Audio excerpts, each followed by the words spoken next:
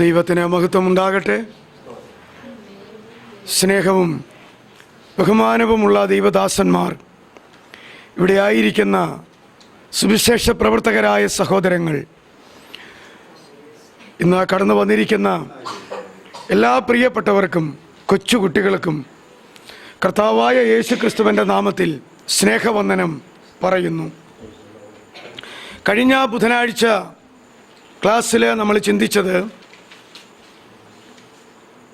പരിശുദ്ധാത്മാവ് അല്ലേ,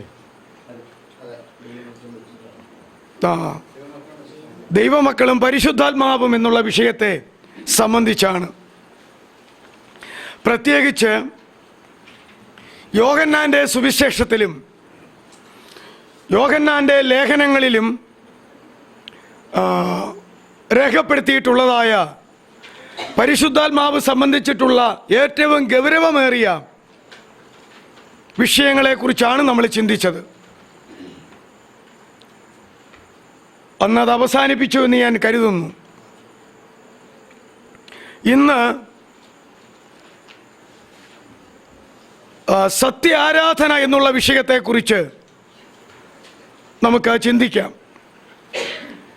കഴിഞ്ഞ കാലങ്ങളിൽ പലവട്ടം ആ വിഷയത്തെക്കുറിച്ച് ഞാൻ തന്നെ പറഞ്ഞിട്ടുണ്ട് എന്നാണ് എൻ്റെ ഓർമ്മ. എന്നാൽ അല്പം കൂടെ പുതിയ കാര്യങ്ങൾ ചേർത്ത് ഇന്ന് നമുക്ക് ചിന്തിക്കാനായിട്ട് സാധിക്കും. അതിനായിട്ട് ദൈവം കൃപ ചെയ്യാനായിട്ട് പ്രാർത്ഥിച്ചു കൊണ്ടിരിക്കാം. പഴയ നിയമത്തിലെ യഹോവയായ ദൈവം 7 പ്രാവശ്യമായിട്ട് അരുളി ചെയ്തിരിക്കുന്ന ഒരേ ഒരു വിഷയം ദൈവത്തിൻ്റെ ജനം അഥവാ പഴയ നിയമ ഇസ്രായേൽ ദൈവത്തെ ആരാധിക്കണമെന്നുള്ളതാണ്. അതിനായിട്ട് മിസ്രൈമ്യ ആധിപത്യത്തിൽ നിന്ന്, ഫറവോന്റെ അടിമത്വത്തിൽ നിന്ന് ജനത്തെ വിട്ടയക്കുവാൻ എബ്രായരുടെ ദൈവമായ യഹോവ അരുളി ചെയ്യുന്നു എന്ന് ഫറവോനോട് ചെന്ന് പറഞ്ഞ് അവരെ വിടുവിക്കാനായിട്ടാണ് മോശയെ, അഹറോനെ അയച്ചിരിക്കുന്നത്. എന്നാൽ പുതിയ നിയമ കാലയളവിൽ, പുതിയ നിയമ ദൈവസഭയിൽ, പുതിയ നിയമ തിരുവെഴുത്തിൽ ദൈവം തൻ്റെ ജനത്തിൽ നിന്ന് ആഗ്രഹിക്കുന്നത് ആരാധനയല്ല. ഞാൻ പറയുന്നത് പെട്ടെന്ന് ചിന്തിക്കുമ്പോൾ ആളുകൾക്ക് ബുദ്ധിമുട്ടുണ്ടാകും. എങ്കിലും ഞാൻ മുമ്പ് പറഞ്ഞിട്ടുണ്ട്, 7 പ്രാവശ്യം കർത്താവായിരിക്കുന്ന യേശു ക്രിസ്തു തന്നിൽ വിശ്വസിക്കുന്ന ദൈവമക്കളോട് പറഞ്ഞിട്ടുള്ളത്, നിങ്ങൾ എനിക്ക് വേണ്ടിയും എൻ്റെ സുവിശേഷത്തിന് വേണ്ടിയും എൻ്റെ രാജ്യത്തിന് വേണ്ടിയും നിങ്ങളുടെ ദേഹീപരമായ ജീവനെ പകയ്ക്കണം, ത്യജിക്കണം, കളയണം, ഉപേക്ഷിക്കണം എന്നിങ്ങനെയുള്ള ഒരേ ഒരു വിഷയമാണ്. യേശുവിന് വേണ്ടി നമ്മുടെ ദേഹീപര ജീവനെ നഷ്ടമാക്കി ഈ ലോകത്തിൽ പ്രാണനെ പോലും സ്നേഹിക്കാതെ, അതുപോലും യേശുവിന് വേണ്ടി വെച്ചുകൊടുക്കത്തക്കവണ്ണം യേശുവിനെ സ്നേഹിക്കണമെന്നുള്ളതാണ് പുതിയ നിയമത്തിൽ നിന്ന് ദൈവം നമ്മെക്കുറിച്ച് ആഗ്രഹിക്കുന്ന ഏറ്റവും വിലയേറിയ കാര്യം. അങ്ങനെ ദൈവത്തിന് വേണ്ടി ജീവിക്കുമ്പോൾ അതിനകത്തെ ഒരു ചെറിയ ഘടകമാണ് പുതിയ നിയമത്തിൽ ആരാധന. എന്നാൽ പഴയ നിയമത്തിൽ അങ്ങനെയല്ല നാം കാണുന്നത്. ജനം യോസേപ്പിൻ്റെ കാലത്ത് കനാനിൽ നിന്ന് മിസ്രൈമിലേക്ക് പോയി. കാരണം മിസ്രൈമിലെ 2ാമത്തെ ഫറവോയായി യോസേപ്പ് വാണുകൊണ്ടിരിക്കുന്നതിനാൽ, ദേശത്ത് വലിയ ക്ഷാമമുണ്ടായതിനാൽ തൻ്റെ മകൻ യാക്കോബിൻ്റെ 11ാമത്തെ മകനായിരിക്കുന്ന യോസേപ്പ് മിസ്രൈമിൽ അധികാരിയായി വാഴുന്നു എന്നതുകൊണ്ട് 75 പേരടങ്ങുന്ന ഇസ്രായേൽ കുടുംബത്തെ യോസേപ്പ് ഫറവോന്റെ അനുവാദത്തോടെ ഈജിപ്തിലേക്ക് കൊണ്ടുവന്നതാ, മിസ്രൈമിലേക്ക് കൊണ്ടുവന്നതാ. യോസേപ്പിൻ്റെ കാലം കഴിഞ്ഞു, ജനം പെറ്റുപെരുകി. ആ കാലയളവിൽ പിന്നീട് യോസേപ്പിനെ അറിയാതെ ഭരിക്കാൻ വന്ന ഫറവോമാര് ഇസ്രായേൽക്കാർ ഇങ്ങനെ പെറ്റുപെരുകുന്നത് കൊണ്ട് തങ്ങളുടെ രാജ്യത്തിനൊരു ഭീഷണിയാണ് എന്ന് മനസ്സിലാക്കിക്കൊണ്ട് അവരെ ദ്രോഹിക്കാനായിട്ട് ഒരുപിടി കാര്യങ്ങൾ ചെയ്തു. അവരുടെ ദ്രോഹത്താൽ ദൈവത്തോട് നിലവിളിച്ച ഇസ്രായേലിനെ വിടുവിക്കുവാൻ സീനായി മലമേൽ ദൈവം ഇറങ്ങി വരികയും മോശയെ വിളിച്ച് ആ കാര്യങ്ങൾ ഫലമേൽപ്പിക്കുകയും ചെയ്തു. അങ്ങനെയാണ് 10 പ്രാവശ്യം വിടാനായിട്ട് അവരോട് പറയണമെന്നും ഓരോ പ്രാവശ്യവും ഫറവോൻ വിടാമെന്ന് പറയുകയും വിടാതിരിക്കുകയും ചെയ്യുമെന്നും ഞാൻ നിന്നോട് കൽപ്പിക്കുന്ന ബാധകൾ ഫറവോന്റെ മേലും മിസ്രയീമിലും വരുത്തണമെന്നും ഒക്കെയുള്ള കാര്യങ്ങൾ അങ്ങനെ പറഞ്ഞു കൊടുത്തതാ. അവിടുത്തെ പ്രധാന വാക്യവും വിഷയവും എന്നെ ആരാധിപ്പാൻ എൻ്റെ ജനത്തെ വിട്ടയക്കുക എന്ന് എബ്രായരുടെ ദൈവമായ യഹോവ നിന്നോട് അരുളി ചെയ്യുന്നു. പഴയ നിയമത്തിലെ ഏറ്റവും ഗൗരവമായ വിഷയം ആരാധന. പുതിയ നിയമത്തിൽ ആരാധന അതുപോലെ പ്രധാനപ്പെട്ടതാ വചന ശുശ്രൂഷ, അതുപോലെ പ്രധാനപ്പെട്ടതാ കർത്തൃമേശ, അതുപോലെ പ്രധാനപ്പെട്ടതാ വിശുദ്ധന്മാർക്ക് വേണ്ടിയുള്ള ധർമ്മശേഖരം. ഇങ്ങനെ സഭയായിട്ട് കൂടി വരുമ്പോൾ ഒരുപിടി കാര്യങ്ങൾ അതിനകത്തുണ്ട്. അതിലൊന്നു മാത്രമാണ് ആരാധന. എന്നാൽ ആരാധനയെക്കാളും പ്രസംഗത്തെക്കാളും എല്ലാം പ്രധാനപ്പെട്ടത് യേശുവിന് വേണ്ടി ജീവനെ കളയുവാൻ തയ്യാറായിക്കൊണ്ട് ശിഷ്യന്മാരായി തീർന്ന് യേശുവിന് വേണ്ടി ജീവിക്കുക എന്നുള്ളതാണ്. അതുകൊണ്ടാണ് കർത്താവ് 7 പ്രാവശ്യം പറഞ്ഞത്, നിങ്ങൾ നിങ്ങളുടെ ജീവനെ ഈ ലോകത്തിൽ വെച്ച് നേടിക്കൊണ്ടിരുന്നാൽ ന്യായവിധിയുടെ അന്നാളിൽ നിങ്ങളുടെ ജീവനെ നിങ്ങൾ കളയേണ്ടതായിട്ട് വരും. ഇവിടെ വെച്ച് എന്നെ പ്രതിയും എൻ്റെ സുവിശേഷത്തെ പ്രതിയും നിങ്ങളുടെ ജീവനെ നിങ്ങൾ നഷ്ടപ്പെടുത്തിക്കൊണ്ടിരുന്നാൽ അവിടെ വെച്ച് നിങ്ങൾക്ക് നേടാനായിട്ട് കഴിയും. അത് ദൈവമക്കൾ തീരുമാനിക്കേണ്ടതാണ്. ഇവിടെ വെച്ച് നമ്മുടെ പ്രാണനെ കളയണമോ യേശുവിന് വേണ്ടി, എന്നിട്ട് അവിടെ വെച്ച് നേടണമോ? അതെയോ ഇവിടെ വെച്ച് നമ്മുടെ പ്രാണനെ നേടിയിട്ട് പ്രതിഫലത്തിന് ന്യായാസനത്തിൽ വെച്ച് നമ്മുടെ ജീവനെ നഷ്ടമാക്കി പ്രതിഫലങ്ങൾ പ്രാപിക്കാതെ പിന്നീടുള്ള സ്വർഗീയ സൗഭാഗ്യങ്ങൾ ഏറ്റുവാങ്ങാൻ ത്രാണിയില്ലാത്തവരായി പുറത്തെ ഇരുട്ടിലേക്ക് മാറി നിൽക്കേണ്ടി വരണമോ എന്ന് തീരുമാനിക്കേണ്ടത് ഈ കാലഘട്ടത്തിൽ നമ്മൾ ഓരോരുത്തരുമാണ്. ഞാൻ പറഞ്ഞതിൻ്റെ ചുരുക്കം, പഴയ നിയമത്തിൽ ആരാധനയാണ് ഗൗരവമുള്ള വിഷയം. 7 പ്രാവശ്യം ദൈവം അരുളി ചെയ്തതെങ്കിൽ പുതിയ നിയമത്തിൽ 7 പ്രാവശ്യം കർത്താവ് അരുളി ചെയ്തത് തൻ്റെ മക്കൾ യേശുവിന് വേണ്ടി ജീവിക്കണമെന്ന്. അതുകൊണ്ടാണ് പൗലോസ് പറയാനായിട്ട് ഇടയായത്, ഞാൻ എൻ്റെ പ്രാണനെ കൂടെയും വിലയേറിയതായിട്ട് എണ്ണുന്നില്ല.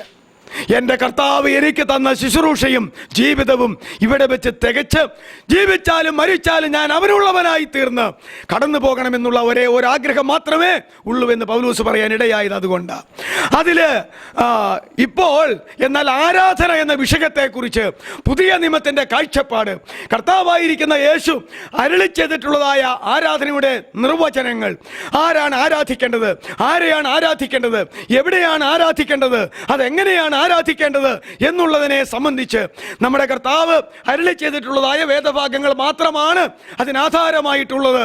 യോഹന്നാന്റെ സുവിശേഷം 4-ാം അധ്യായം അതിൻ്റെ 21 മുതൽ 24 വരെ ഉള്ളതായ വേദവാക്യങ്ങൾ, അവിടെയാണ് ആരാധനയെക്കുറിച്ച് കർത്താവ് പറഞ്ഞത്. സ്ത്രീയെ, എന്റെ വാക്ക് വിശ്വസിക്കുക. നിങ്ങൾ പിതാവിനെ നമസ്കരിക്കുന്നത് ഈ മലയിലുമല്ല യെരൂശലേമിലുമല്ല എന്നുള്ള നാഴിക വരുന്നു. നിങ്ങൾ അറിയാത്തതിനെ നമസ്കരിക്കുന്നു, ഞങ്ങളോ അറിയുന്നതിനെ നമസ്കരിക്കുന്നു.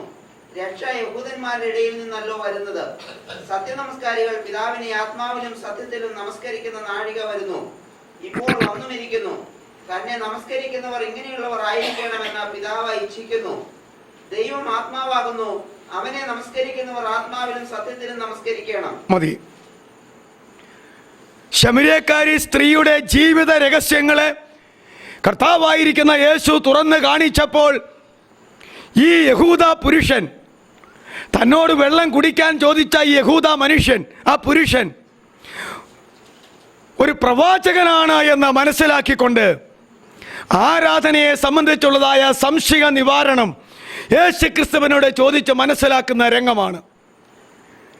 ഞങ്ങളുടെ പിതാക്കന്മാർ ഈ കാണുന്ന ശമരിയ മലയിൽ ആരാധിച്ചു വന്നു. നിങ്ങളെന്ന് പറയുന്ന യഹൂദന്മാർ യെരൂശലേമിൽ ആരാധിച്ചു വന്നു. ഏത് സ്ഥലത്ത് ആരാധിക്കണതാണ് ശരിയായ ആരാധന? ഇതാ ചോദ്യം. സ്ഥലം ഏതാണെന്നുള്ള കാര്യത്തിൽ ആർക്ക് സംശയമുള്ളൂ? ശമര്യക്കാരി സ്ത്രീക്ക് സംശയമുള്ളൂ. അപ്പോൾ കർത്താവ് പറഞ്ഞു, എന്താ പറഞ്ഞത്? ഈ മലയിലുമല്ല യെരൂശലേമിലുമല്ല സത്യ നമസ്കാരികൾ ദൈവത്തെ ആരാധിക്കേണ്ടത്. ഈ മലയിലുമല്ല, ശമരിയുടെ മലയിലുമല്ല, പിന്നെ യെരൂശലേം കുന്നിലുമല്ല ദൈവത്തെ ആരാധിക്കേണ്ടത്.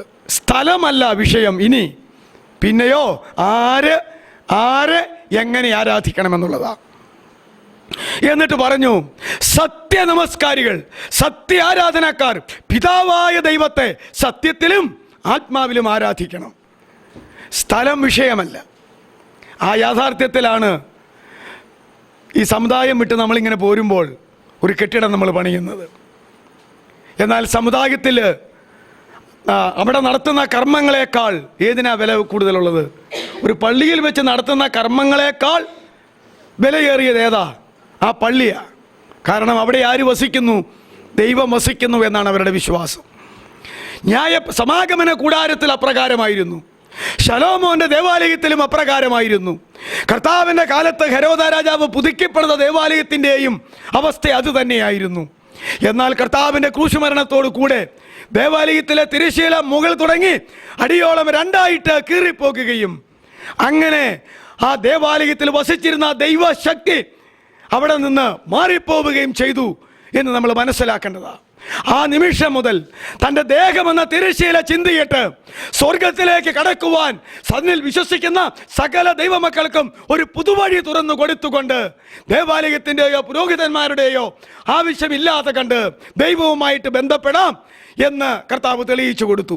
അത് വെച്ചാ പറഞ്ഞത്, സത്യ നമസ്കാരികൾ പിതാവായ ദൈവത്തെ സത്യത്തിലും ആത്മാവിലും ആരാധിക്കുന്ന സമയം വരുന്നു, ഇപ്പോൾ അത് വന്നുമിരിക്കുന്നു. അപ്പോൾ ആരെയാണ് ആരാധിക്കേണ്ടത്? പിതാവായ ദൈവത്തെ. ആരാണ് ആരാധിക്കേണ്ടത്? സത്യ ആരാധനക്കാര്. അത് കർത്താവിൻ്റെ ഭാഷയിൽ ശമരിയക്കാരുമല്ല, യഹൂദന്മാരുമല്ല, ശമരിയ മലയിലെ ആരാധനികമല്ല, യെരൂശലേം ദേവാലയത്തിലെ ആരാധനികമല്ല. അതിനൊരു കാലപരിധിയുണ്ട്. അത് തീരാൻ പോവുകയാ. മറ്റൊരാരാധന ഇവിടെ തുടങ്ങാൻ പോവുകയാ. അപ്പോ സത്യ നമസ്കാരികൾ പിതാവായ ദൈവത്തെ സത്യത്തിലും ആത്മാവിലും ആരാധിക്കുന്നു. ഒരു കാര്യം കൂടെ പറഞ്ഞു, നിങ്ങൾ ആരാധിക്കുമ്പോൾ എന്താണെന്ന് അറിയാൻ മേലാതെ ആരാധിക്കുന്നത്. എന്നാൽ ഞങ്ങൾ ആരാധിക്കുമ്പോൾ ഞങ്ങൾ അറിയുന്നതിനെയാണ് ആരാധിക്കുന്നത്. കാരണം രക്ഷ വരുന്നത് എവിടെ നിന്നാ? യഹൂദന്മാരുടെ ഇടയിൽ നിന്നാ. ആരാണ് ഈ രക്ഷ? ശമരിയക്കാരി സ്ത്രീയോട് സംസാരിക്കുന്ന കർത്താവായ യേശു തന്നെ രക്ഷ. അവൻ തന്നെ രക്ഷകൻ അല്ലേ? അത് അത്രയും ഒരു കാര്യം പറഞ്ഞു കൊടുത്തു. നമ്മുടെ വിഷയം ആരാധനയിൽ ആരെ ആരാധിക്കണം? ഉത്തരം പിതാവായ ദൈവത്തെ. ആരെ ആരാധിക്കണം? സത്യ ആരാധനക്കാർ. യഹൂദന്മാരോ ശമരിയക്കാരോ അല്ല, യഹൂദന്മാരോ യവനന്മാരോ അല്ല, പിന്നെയോ സത്യ ആരാധനക്കാർ. ആരാണ് സത്യ ആരാധനക്കാർ? കർത്താവായ യേശുവിനെ രക്ഷിതാവും കർത്താവും ദൈവവുമായി വിശ്വസിച്ച് രക്ഷിക്കപ്പെട്ട, അല്ലേ, സ്നാനപ്പെട്ട, ആത്മാവിനെ പ്രാപിച്ച, വേർവെട്ട എന്നൊക്കെ നമ്മൾ ഇന്നത്തെ ഭാഷയിൽ പറയുന്ന ആ ആത്മീക സത്യങ്ങൾ ഉൾക്കൊണ്ടവരായ ദൈവമക്കളാണ് സത്യ ആരാധനക്കാർ. അവരെങ്ങനെ ആരാധിക്കണം? സത്യത്തിലും ആത്മാവിലും ആരാധിക്കണം. ആ രണ്ട് വ്യവസ്ഥയിൽ സത്യം എന്നുള്ള വ്യവസ്ഥയെക്കുറിച്ച് ഇന്ന് രാത്രി നമുക്ക് ചിന്തിപ്പാനായിട്ട് ഇടയാകട്ടെ.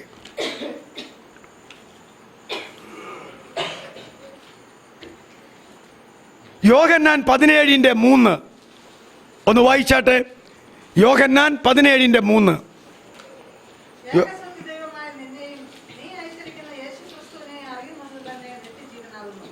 മതി. ഏക സത്യ ദൈവമായ നിന്നെയും നീ അയച്ചിരിക്കുന്ന യേശുക്രിസ്തുവിനെയും അറിയുന്നത് തന്നെ നിത്യജീവനാകുന്നു. നമ്മുടെ വിഷയം എന്താ? നിത്യജീവനല്ലല്ലോ, സത്യദൈവം.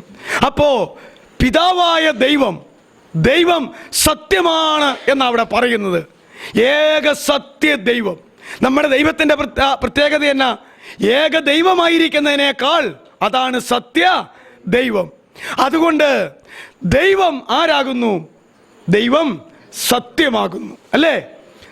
ദൈവം സത്യമാകുന്നു. അതുകൊണ്ടാണ് ദൈവം എന്ന വാക്കിൻ്റെ ആരംഭത്തിലെ ആ വിശേഷണം ചേർത്തിരിക്കുന്നത് ഏകമാണ്, ഏകനാണ്, അതുപോലെ തന്നെ സത്യമാണ്. ഏക സത്യ ദൈവം. യോഹന്നാൻ 17:3 നമുക്കതറിയാവുന്ന കാര്യമാണ്. ദൈവം സത്യമല്ലേ? ദൈവം സ്നേഹമല്ലേ? എന്നാൽ സത്യം ദൈവമാണോ? അല്ല. സ്നേഹം ദൈവമാണോ? അല്ല. എന്നാൽ ദൈവം സത്യമാണ്, ദൈവം സ്നേഹമാണ്, അല്ലേ? അങ്ങനെ പറയാനായിട്ട് കഴിയും. മറിച്ച് പറയുമ്പോൾ അത് ശരിയാകത്തില്ല. അപ്പോ പിതാവായ ദൈവം, അല്ലെങ്കിൽ പഴയ നിയമത്തിൽ വിവക്ഷിക്കുന്ന യഹോവയായ ദൈവം, അല്ലെങ്കിൽ യഹൂദന്മാർക്ക് അറിവുള്ളതും ജാതികൾക്ക് അറിവുള്ളതുമായ ആ ദൈവം, ആ ഏക ദൈവം എന്ന് പറയുന്നത് ആരാണ്? പിതാവായ ദൈവം. പിതാവായ ദൈവം. ആ ദൈവം സത്യമാണ് എന്ന് പറഞ്ഞു. ദൈവം സത്യമാണെങ്കിൽ സത്യത്തിൽ ആരാധിക്കുക എന്ന് പറഞ്ഞാൽ എന്താ അതിൻ്റെ അർത്ഥം? പിതാവായ ദൈവത്തിൽ ആരാധിക്കുക എന്നുള്ളതാണ്. അല്പം കൂടെ കഴിയുമ്പോൾ വിശദീകരിക്കാം. 2 യോഹന്നാന്റെ സുവിശേഷം 14:6. യോഹന്നാന്റെ സുവിശേഷം 14:6.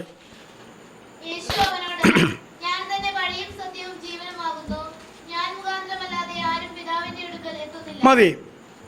ഞാൻ തന്നെ വഴിയും സത്യവും ജീവനുമാകുന്നു. ഞാൻ വഴിയാണ്, ഞാൻ സത്യമാണ്, ഞാൻ ജീവനാണ്.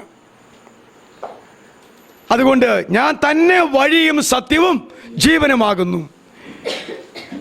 പിതാവായ ദൈവം സത്യമായിരിക്കുന്ന പോലെ തന്നെ പുത്രനായ ദൈവവും സത്യമാണ്.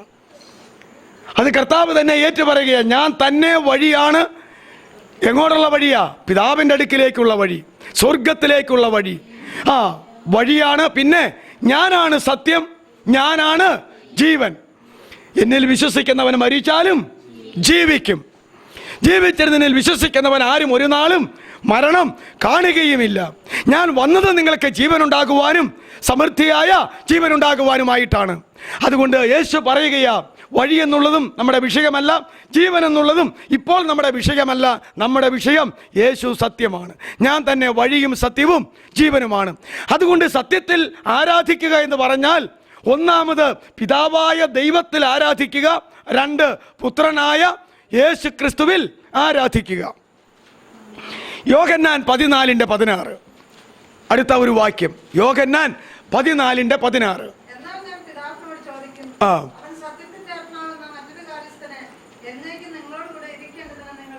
മതി. ഞാൻ പിതാവിനോട് ചോദിക്കും, ആവശ്യപ്പെടും, പ്രാർത്ഥിക്കും, യാചിക്കും. എന്തിന്? സത്യത്തിൻ്റെ ആത്മാവെന്ന മറ്റൊരു കാര്യസ്ഥനെ നിങ്ങൾക്ക് എന്നേക്കും നിങ്ങളോട് കൂടെ ഇരിക്കേണ്ടതിന് നിങ്ങൾക്കായിട്ട് അയച്ചു തരുവാൻ ഞാൻ എൻ്റെ പിതാവിനോട് പറയും എന്നാ പറയുന്നത്. അപ്പോൾ അതാണ് പരിശുദ്ധാത്മാവ്. ആ പരിശുദ്ധാത്മാവിൻ്റെ വിശേഷണം എന്താ? സത്യത്തിൻ്റെ ആത്മാവ്. അപ്പോൾ പരിശുദ്ധാത്മാവ് എന്ത് തന്നെയാണ്? സത്യമാണ്, അല്ലേ? പരിശുദ്ധാത്മാവ് സത്യമാണ്. അപ്പോൾ പിതാവായ ദൈവം സത്യമാണ്, പുത്രനായ ദൈവം സത്യമാണ്, പരിശുദ്ധാത്മാവായ ദൈവം സത്യമാണ്. ത്രിയേക ദൈവം സത്യമാണ്, ഏക ദൈവം സത്യമാണ്, അല്ലേ? അപ്പോൾ ആ തൃത്വത്തിൽ ഓരോ പേരെടുത്ത് നമ്മൾ നോക്കിയാലും അത് സത്യമാണ്, സത്യമാണ് എന്ന് വളരെ വ്യക്തമായി രേഖപ്പെടുത്തിയിരിക്കുന്നു. അപ്പോൾ പിതാവായ ദൈവം സത്യമാണ്, പുത്രനായ ദൈവം സത്യമാണ്, പരിശുദ്ധാത്മാവായ ദൈവം സത്യമാണ്. ഒരാൾക്കുള്ള സവിശേഷത, യോഗ്യത, ക്വാളിഫിക്കേഷൻ 3 പേർക്കും ഒരുപോലെ ഉണ്ട്. ആ കാര്യം നമ്മളിങ്ങനെ മനസ്സിലാക്കുക. അടുത്തത് യോഹന്നാൻ 17:17. അടുത്തത് യോഹന്നാൻ 17:17. കർത്താവ് തന്റെ മഹാപൗരോഹിത്യ പ്രാർത്ഥനയെന്ന് വേദപണ്ഡിതന്മാര് വ്യാഖ്യാനിച്ച് പഠിപ്പിക്കുന്ന യോഹന്നാന്റെ സുവിശേഷം 17-ാം അധ്യായം, അത് കർത്താവ് പ്രാർത്ഥിച്ച പ്രാർത്ഥന. എന്നാൽ കർത്താവ് തൻ്റെ ശിഷ്യന്മാരെ പഠിപ്പിച്ച പ്രാർത്ഥനയുണ്ട്. അതാണ് ഇന്ന് കർത്തൃപ്രാർത്ഥന എന്നുള്ള പേരിൽ സമുദായത്തിലും നമുക്കുമെല്ലാം അറിവുള്ളത്. സ്വർഗസ്ഥനായ ഞങ്ങളുടെ പിതാവ് എന്ന് ആരംഭിക്കുന്ന ആ പ്രാർത്ഥന ലൂക്കോസിന്റെ സുവിശേഷം 11-ാം അധ്യായത്തിലും ഗിരിപ്രഭാഷണം മത്തായിയുടെ സുവിശേഷം 6-ാം അധ്യായത്തിലും ആ പ്രാർത്ഥനയെക്കുറിച്ച് പറഞ്ഞിട്ടുണ്ട്. അത് കർത്താവ് തൻ്റെ ശിഷ്യന്മാരെ പ്രാർത്ഥിക്കാനായിട്ട് പഠിപ്പിച്ച പ്രാർത്ഥന. യോഹന്നാൻ തൻ്റെ ശിഷ്യന്മാരെ പ്രാർത്ഥന പഠിപ്പിച്ചു. കർത്താവേ, നീ ഇതുവരെയും ഞങ്ങളെ പ്രാർത്ഥന പഠിപ്പിച്ചില്ലല്ലോ എന്ന് പറഞ്ഞപ്പോൾ നിങ്ങൾ ഈ വണ്ണം പ്രാർത്ഥിച്ചോ എന്ന് പറഞ്ഞുകൊണ്ട് ആ പ്രാർത്ഥന ചൊല്ലിക്കൊടുത്തു. അത് ഗിരിപ്രഭാഷണത്തിൽ അങ്ങനെയാ, ഈ വണ്ണം പ്രാർത്ഥിപ്പീൻ. ലൂക്കോസിന്റെ സുവിശേഷം 11-ാം അധ്യായത്തിൽ നിങ്ങൾ പ്രാർത്ഥിക്കുമ്പോൾ ഇത് ചൊല്ലി പ്രാർത്ഥിച്ചോ എന്ന് പറഞ്ഞാ കൊടുത്തത്. ഞാനത് ഇതിനു മുമ്പ് പറഞ്ഞിട്ടുണ്ടെന്നാ എൻ്റെ തോന്നല്. ഒരു സ്ഥലത്ത് നിങ്ങൾ ഈ വണ്ണം പ്രാർത്ഥിപ്പീൻ, അതാണ് ഇന്നത്തെ വേർപാടുകാരെടുത്തിരിക്കുന്നത്. ഒരു മാതൃകാ പ്രാർത്ഥന, അത് ചൊല്ലണമെന്ന് യാതൊരു നിർബന്ധവുമില്ല. ഒരു മാതൃകാ പ്രാർത്ഥന. ഇനി ഞാൻ വാദത്തിന് വേണ്ടി സമ്മതിക്കുന്നു, അത് മാതൃകാ പ്രാർത്ഥനയാണെങ്കിൽ ദൈവമക്കൾ പ്രാർത്ഥിക്കുന്ന എല്ലാ പ്രാർത്ഥനയും എന്തിൻ്റെ മാതൃകയിൽ തന്നെ ആയിരിക്കണം? ആ കർത്തൃ പ്രാർത്ഥനയുടെ മാതൃകയിലായിരിക്കണം. അങ്ങനെയാണോ ഇന്ന് പ്രാർത്ഥിക്കുന്നത്? സ്വയം പ്രേരിത പ്രാർത്ഥന എന്ന് പറയുന്ന മനപ്രാർത്ഥന ചെല്ലുമ്പോൾ സ്വാതന്ത്ര്യം കൂടിയിട്ട് ചിലപ്പോൾ വായും പേയും ഒക്കെ പറഞ്ഞു നിന്നിരിക്കും. ശരിയല്ലേ? അതിൻ്റെ പ്രാർത്ഥനയുടെ സ്പിരിറ്റ് നമ്മൾ വിട്ട് കളഞ്ഞിട്ട് ആ പ്രാർത്ഥന ശരി, ഈ പ്രാർത്ഥന തെറ്റ്, ഈ പ്രാർത്ഥന ശരി, ആ പ്രാർത്ഥന എന്ന് പറഞ്ഞിട്ട് യാതൊരു കാര്യവുമില്ല. ആ പ്രാർത്ഥനയുടെ ആത്മാവ്, ആ പ്രാർത്ഥനയുടെ സ്പിരിറ്റ്, ആ അന്തസത്ത, ആ ഹൃദയത്തിൻ്റെ അവസ്ഥ എന്താ കർത്താവ് പഠിപ്പിച്ചത്? അത് നമ്മുടെ വിഷയമല്ല. സ്വർഗസ്ഥനായ ഞങ്ങളുടെ പിതാവേ എന്ന് വിളിച്ചിട്ട് ആദ്യം ദൈവികമായ കാര്യങ്ങൾ പ്രാർത്ഥിക്കാൻ പഠിപ്പിച്ചു. പിന്നെ രണ്ടാമത് ഭൗതികമായ ശാരീരികമായ കാര്യങ്ങളെക്കുറിച്ച് പറഞ്ഞു. അല്ലേ? എല്ലാം രാജ്യവും ശക്തിയും മഹത്വവും എല്ലാം നിനക്കുള്ളതാണ് എന്ന് പറയുന്ന മനോഹരമായ പ്രാർത്ഥന. നമ്മുടെയൊക്കെ പ്രാർത്ഥനയിൽ അധികം വരുന്ന കാര്യങ്ങളും ആരെക്കുറിച്ച് തന്നെയാണ്? നമ്മളെക്കുറിച്ചും നമ്മുടെ ഭാര്യയെക്കുറിച്ചും മക്കളെക്കുറിച്ചും നമ്മുടെ വീട്ടിലുള്ളവരെക്കുറിച്ചും പിന്നെ അടുത്ത ബന്ധക്കാരെക്കുറിച്ചും ഒക്കെ പോയി ഏറ്റവും അവസാനം ഒരു വാചകത്തെങ്കിലും കർത്താവെ ഞങ്ങളുടെ സഭയെ അതിലുള്ള മക്കളെയൊക്കെ ഒന്ന് അനുഗ്രഹിച്ചേക്കണേ എന്ന് പറഞ്ഞ് ഇങ്ങനെയൊക്കെയല്ലേ? അങ്ങനെയൊക്കെയാ. സ്വയം പ്രേരിത പ്രാർത്ഥന എന്നല്ല പറയേണ്ടത്, സ്വാർത്ഥ പ്രാർത്ഥന എന്നാ അതിന് പേര്. സ്വാർത്ഥതയുടെ പ്രാർത്ഥന. കർത്താവ് എന്നാ പറഞ്ഞേ? സ്വർഗസ്ഥനായ ഞങ്ങളുടെ പിതാവേ. ഞങ്ങളുടെ പിതാവായ ദൈവം എവിടെ വസിക്കുന്നു? അവൻ സ്വർഗീയനാണ്, സ്വർഗത്തിലാണ് വസിക്കുന്നത്. അത് എൻ്റെ ദൈവമാണെങ്കിലും അത് എൻ്റെ മാത്രം ദൈവമല്ല. ഇപ്പം ഞാൻ എൻ്റെ എന്നുള്ളതല്ല, ഇപ്പോൾ ഞങ്ങൾ എന്നുള്ളതാ, നമ്മൾ എന്നുള്ളതാ. അതുകൊണ്ട് ഞങ്ങളുടെ പിതാവേ. പിതാവും മകനുമായിട്ടുള്ള ബന്ധം ആത്മീക ജീവിതത്തിൽ വന്നവനാ പിതാവേ എന്ന് വിളിക്കേണ്ടത്, അല്ലേ? എൻ്റെ അപ്പനെ വേറൊരുത്തനെ അപ്പാന്ന് വിളിച്ചാലും എൻ്റെ അപ്പൻ അങ്ങ് ക്ഷമിക്കും. കാരണം വലിയ കുഴപ്പമുള്ള വാക്കല്ലല്ലോ. 4 പ്രാവശ്യം വിളിച്ചേച്ച് അപ്പൻ്റെ സ്വത്തിൽ ആ പൗലൂസ് അച്ഛന് കൊടുക്കണ പോലെ തന്നെ പകുതി ഇങ്ങനെ തന്നേക്കണം കൂട്ടുമെന്ന് പറയുമ്പോഴോ എൻ്റെ അപ്പൻ സമ്മതിക്കോ? അതിനാണോടാ നീ ഇത്രയും നാൾ എന്നെ അപ്പാന്ന് വിളിച്ചത് എന്ന് ചോദിക്കത്തില്ലേ? കാരണം മറ്റേത് സ്നേഹം കൊണ്ട് എൻ്റെ അപ്പനെ ഒരു ബഹുമാനാർത്ഥം വിളിച്ചത് അപ്പാന്ന്. അതിനിപ്പോൾ അപ്പനും കുഴപ്പമില്ലായിരുന്നു. സ്വത്ത് ചോദിച്ചപ്പോഴോ കുഴപ്പം വന്നു. ഞാനെന്ന് പറയുന്നയാൾ എൻ്റെ അപ്പൻ ജനിപ്പിച്ച അപ്പൻ്റെ മകനാ. അതുകൊണ്ട് അപ്പൻ്റെ സ്വത്തിന് അവകാശി ആരാ? അവനല്ല, ഞാനാ. ഈ ഒരു അവകാശം വേണം. അവനെ കൈക്കൊണ്ടവന്റെ നാമത്തിൽ വിശ്വസിക്കുന്ന ഏവർക്കും ദൈവമക്കളാകുവാൻ അധികാരം കൊടുത്തു. ആ അധികാരം കിട്ടിയവര് ജഡത്തിൽ നിന്നല്ല, പുരുഷനിൽ നിന്നല്ല, രക്തത്തിൽ നിന്നല്ല, ദൈവത്തിൽ നിന്നത്രേ ജനിച്ചിരിക്കുന്നത്. ആ ജനനം പ്രാപിച്ചവനാണ് ആര്? ആ പിതാവിൻ്റെ മകൻ. ഈ മകനാണ് ആരെ പിതാവെന്ന് വിളിക്കാൻ അവകാശമുള്ളൂ? ദൈവത്തെ പിതാവെന്ന് വിളിക്കാൻ അവകാശമുള്ളൂ. പിതാവ് ജനിപ്പിക്കാത്തവൻ പിതാവിനെ കയറി പിതാവെന്ന് വിളിച്ചാൽ, ദൈവത്തെ കയറി പിതാവെന്ന് വിളിച്ചാൽ അത് നടക്കുമോ? നടക്കത്തില്ല. ഞാനിത് പറഞ്ഞിട്ടുണ്ട്. ലോകത്തിലുള്ള മനുഷ്യവർഗത്തെ സംബന്ധിച്ചിടത്തോളം ഏക സത്യം ദൈവം തന്നെ, അവരുടെ ദൈവം. ആ ബന്ധം ഒന്ന് സൃഷ്ടാവും സൃഷ്ടികളും എന്നുള്ളതാണ്. അതിന് കുഴപ്പമില്ല.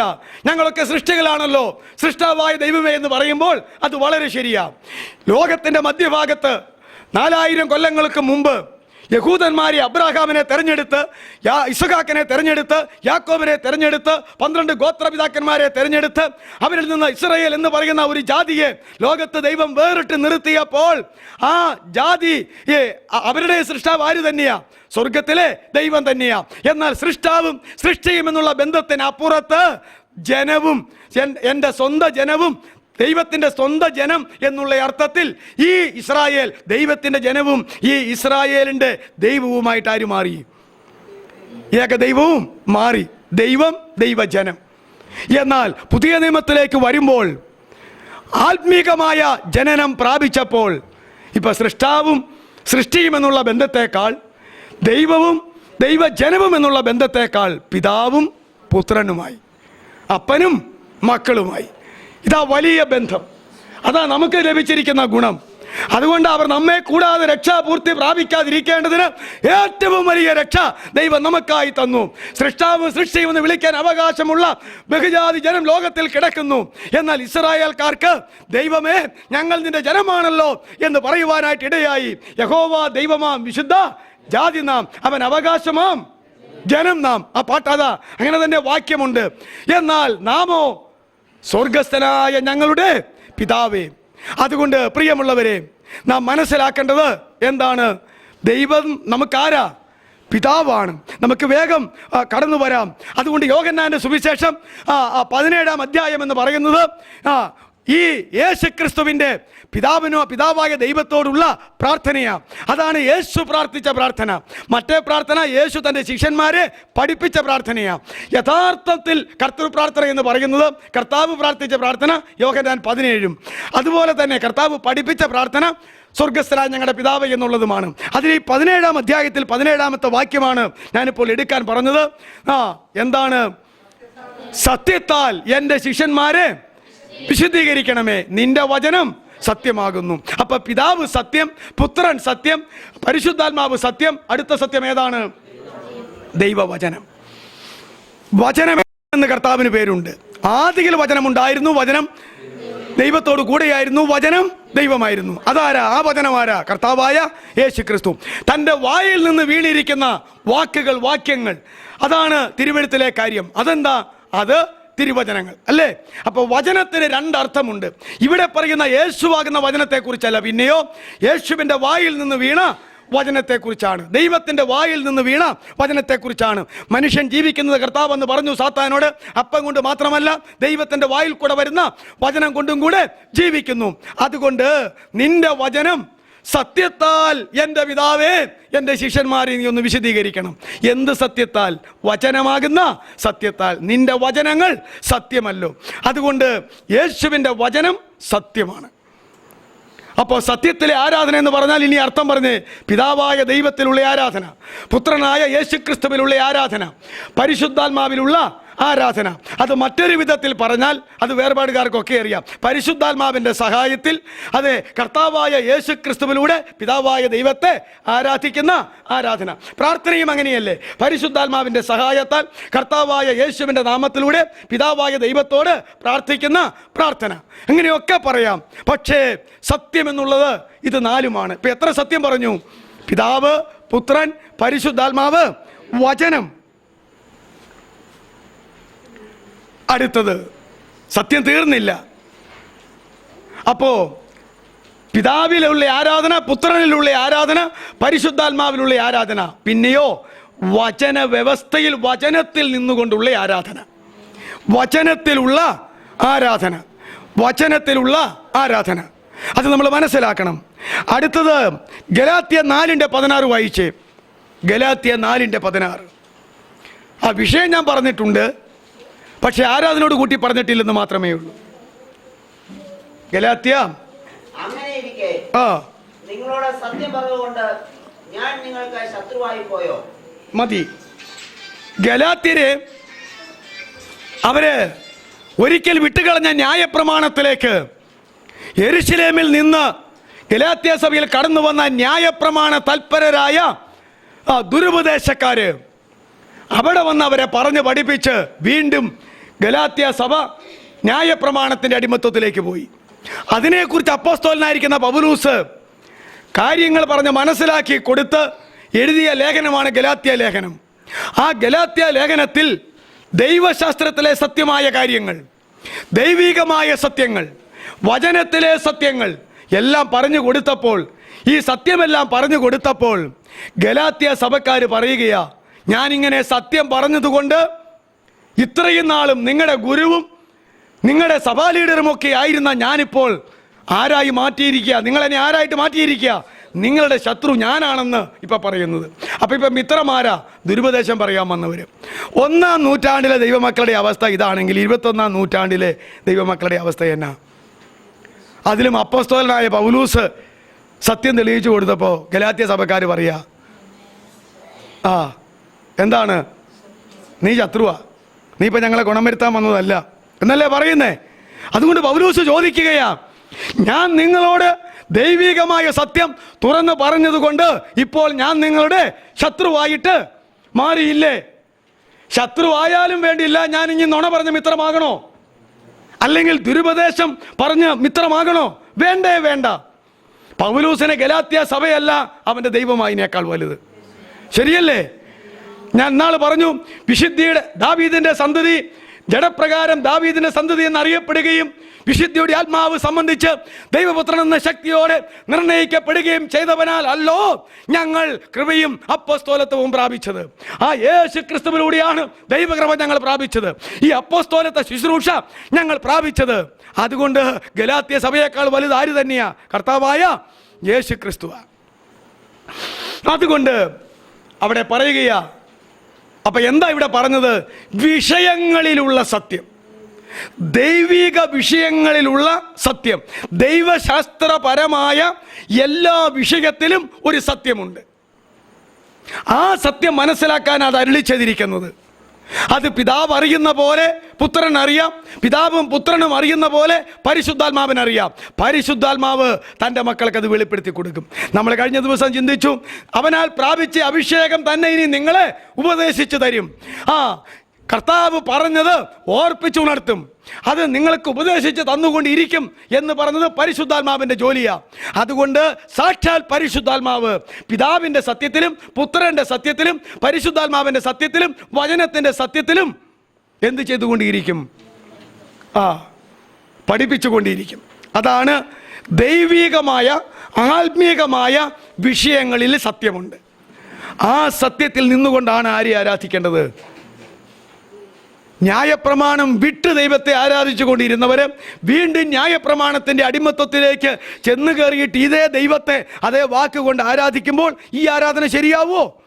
ഇല്ല.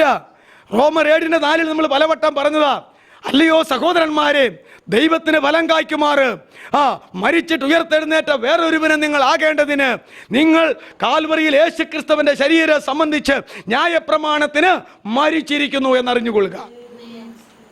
ന്യായപ്രമാണത്തിന് മരിച്ചവർ പിന്നെയും ന്യായപ്രമാണത്തിന്റെ അടിമത്വത്തിലേക്ക് കയറി. അതുകൊണ്ടാണ് പൗലോസ് പറഞ്ഞ്, സ്വാതന്ത്ര്യത്തിനായിട്ട് കർത്താവ് നിങ്ങളെ സ്വതന്ത്രരാക്കി. വീണ്ടും അടിമനുഖത്തിൽ കുടുങ്ങിപ്പോകരുത്. പുത്രൻ നിങ്ങൾക്ക് സ്വാതന്ത്ര്യം വരുത്തിയാൽ നിങ്ങൾ സാക്ഷാൽ സ്വതന്ത്രരാകും. ഈ സ്വാതന്ത്ര്യമൊന്നും ദൈവമക്കൾ ഇന്ന് അനുഭവിക്കുന്നില്ല. ഇന്ന് അനുഭവിക്കുന്ന സ്വാതന്ത്ര്യം എന്ന് പറഞ്ഞു കഴിഞ്ഞാൽ, നീ ആണോടാ പാസ്റ്റർ, എനിക്ക് നിന്നെ കഴിഞ്ഞു അറിയാം, നീ എന്നെ ഉപദേശിക്കേണ്ട, അതുകൊണ്ട് എൻ്റെ വലിയ പാസ്റ്ററായിട്ട് ഇരിക്കേണ്ടെന്ന് പറയാനുള്ള ഈ തറുതല പറച്ചിലിൻ്റെ സ്വാതന്ത്ര്യം അല്ലാതെ എന്നാ സ്വാതന്ത്ര്യം എന്ന് വല്ലവർക്കും അറിയാവോ?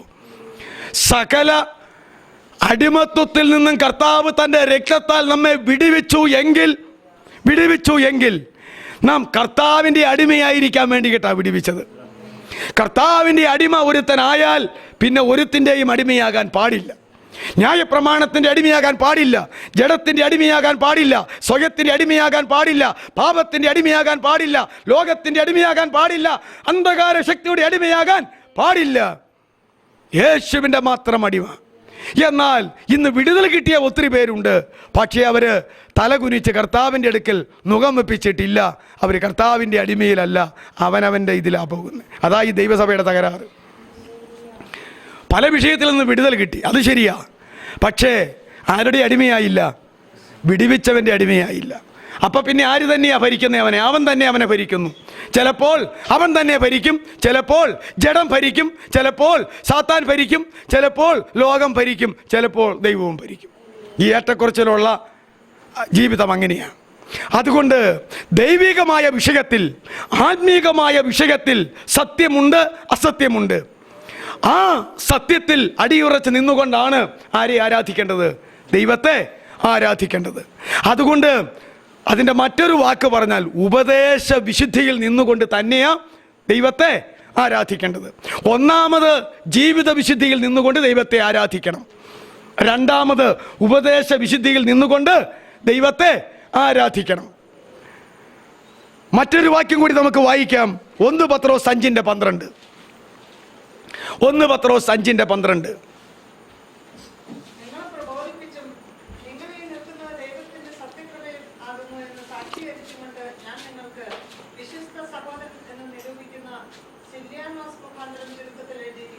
ഒന്നുകൂടെ വായിച്ചാട്ട്. നിങ്ങളെ പ്രബോധിപ്പിച്ചും എന്നാലും ഇച്ചിരൂടെ മൗളി വായിച്ചു. എന്നാൽ അല്പകാലത്തേക്ക് കഷ്ടം സഹിക്കുന്ന നിങ്ങളെ ക്രിസ്തുവിൽ തന്റെ നിത്യ തേജസ്സിനായി വിളിച്ചിരിക്കുന്ന സർവകൃപാലുവായ ദൈവം തന്നെ യഥാസ്ഥാനപ്പെടുത്തി ഉറപ്പിച്ച് ശക്തീകരിക്കും. അവിടെ ഫുൾ സ്റ്റോപ്പായി. ബാക്കി ബലം എന്നേക്കും അവനുള്ളത്. ആമേൻ. നിങ്ങളെ പ്രബോധിപ്പിച്ചും നിങ്ങൾ ഈ നിൽക്കുന്നത് ദൈവത്തിന്റെ സത്യകൃപയിലാകുന്നു എന്ന് സാക്ഷീകരിച്ചുകൊണ്ട് ഞാൻ നിങ്ങൾക്ക് വിശ്വസ്ത മതി. ഞാൻ നിങ്ങളെ പ്രബോധിപ്പിച്ചും വീണ്ടും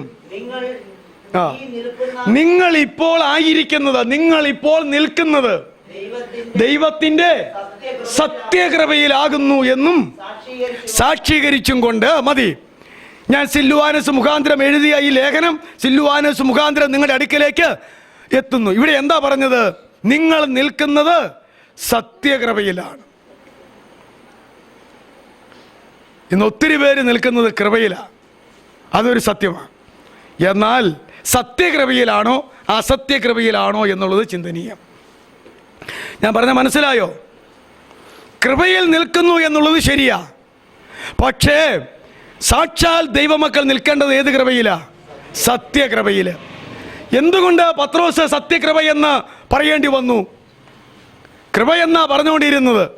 പത്രോസിന്റെ കാലത്ത് തന്നെ സത്യകൃപ വിട്ട് അസത്യത്തിന്റെ കൃപ പെരുകിയപ്പോൾ പത്രോസിന് സത്യകൃപ എന്ന് ഉപയോഗിക്കേണ്ടി വന്നു. മക്കളെ, നിങ്ങൾ നിൽക്കുന്നത് സത്യകൃപയിലാ എന്ന് പറഞ്ഞാൽ അപ്പോൾ ഏതൊക്കെ കൃപയിലുണ്ട്? സത്യമല്ലാത്ത അസത്യത്തിന്റെ കൃപയിലും ദൈവമക്കൾ നിൽപ്പുണ്ട്.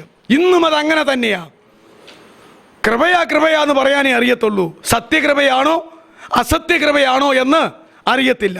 പത്രോസിന്റെ 2 ലേഖനത്തിലെയും വിഷയം അഗ്നിശോധനയിലെ വൃതന്മാരെന്നുള്ളതാണ്. കഷ്ടതകളാകുന്ന തീച്ചൂളയിലൂടെ കടന്നുപോയി വിശ്വാസത്തിൽ ഉറപ്പിക്കപ്പെട്ടിരിക്കുന്ന ദൈവമക്കളുടെ ചരിത്രമാ പത്രോസിന്റെ 1-2 ലേഖനത്തിൽ പറഞ്ഞിരിക്കുന്നത്. അതുകൊണ്ട് അവർ സത്യകൃപയിൽ നിൽക്കാൻ ഇടയായത് അനേക കഷ്ടതകളിൽ കൂടെ ദൈവം അവരെ കടത്തിവിട്ടത് കൊണ്ടാണ്. സത്യകൃപയിൽ നിൽക്കണമെങ്കിൽ കഷ്ടതയുടെ മാർഗത്തിൽ കൂടെ അല്ലാതെ ഒരാൾക്ക് സത്യകൃപയിൽ നിൽക്കാൻ കഴിയുകയില്ല.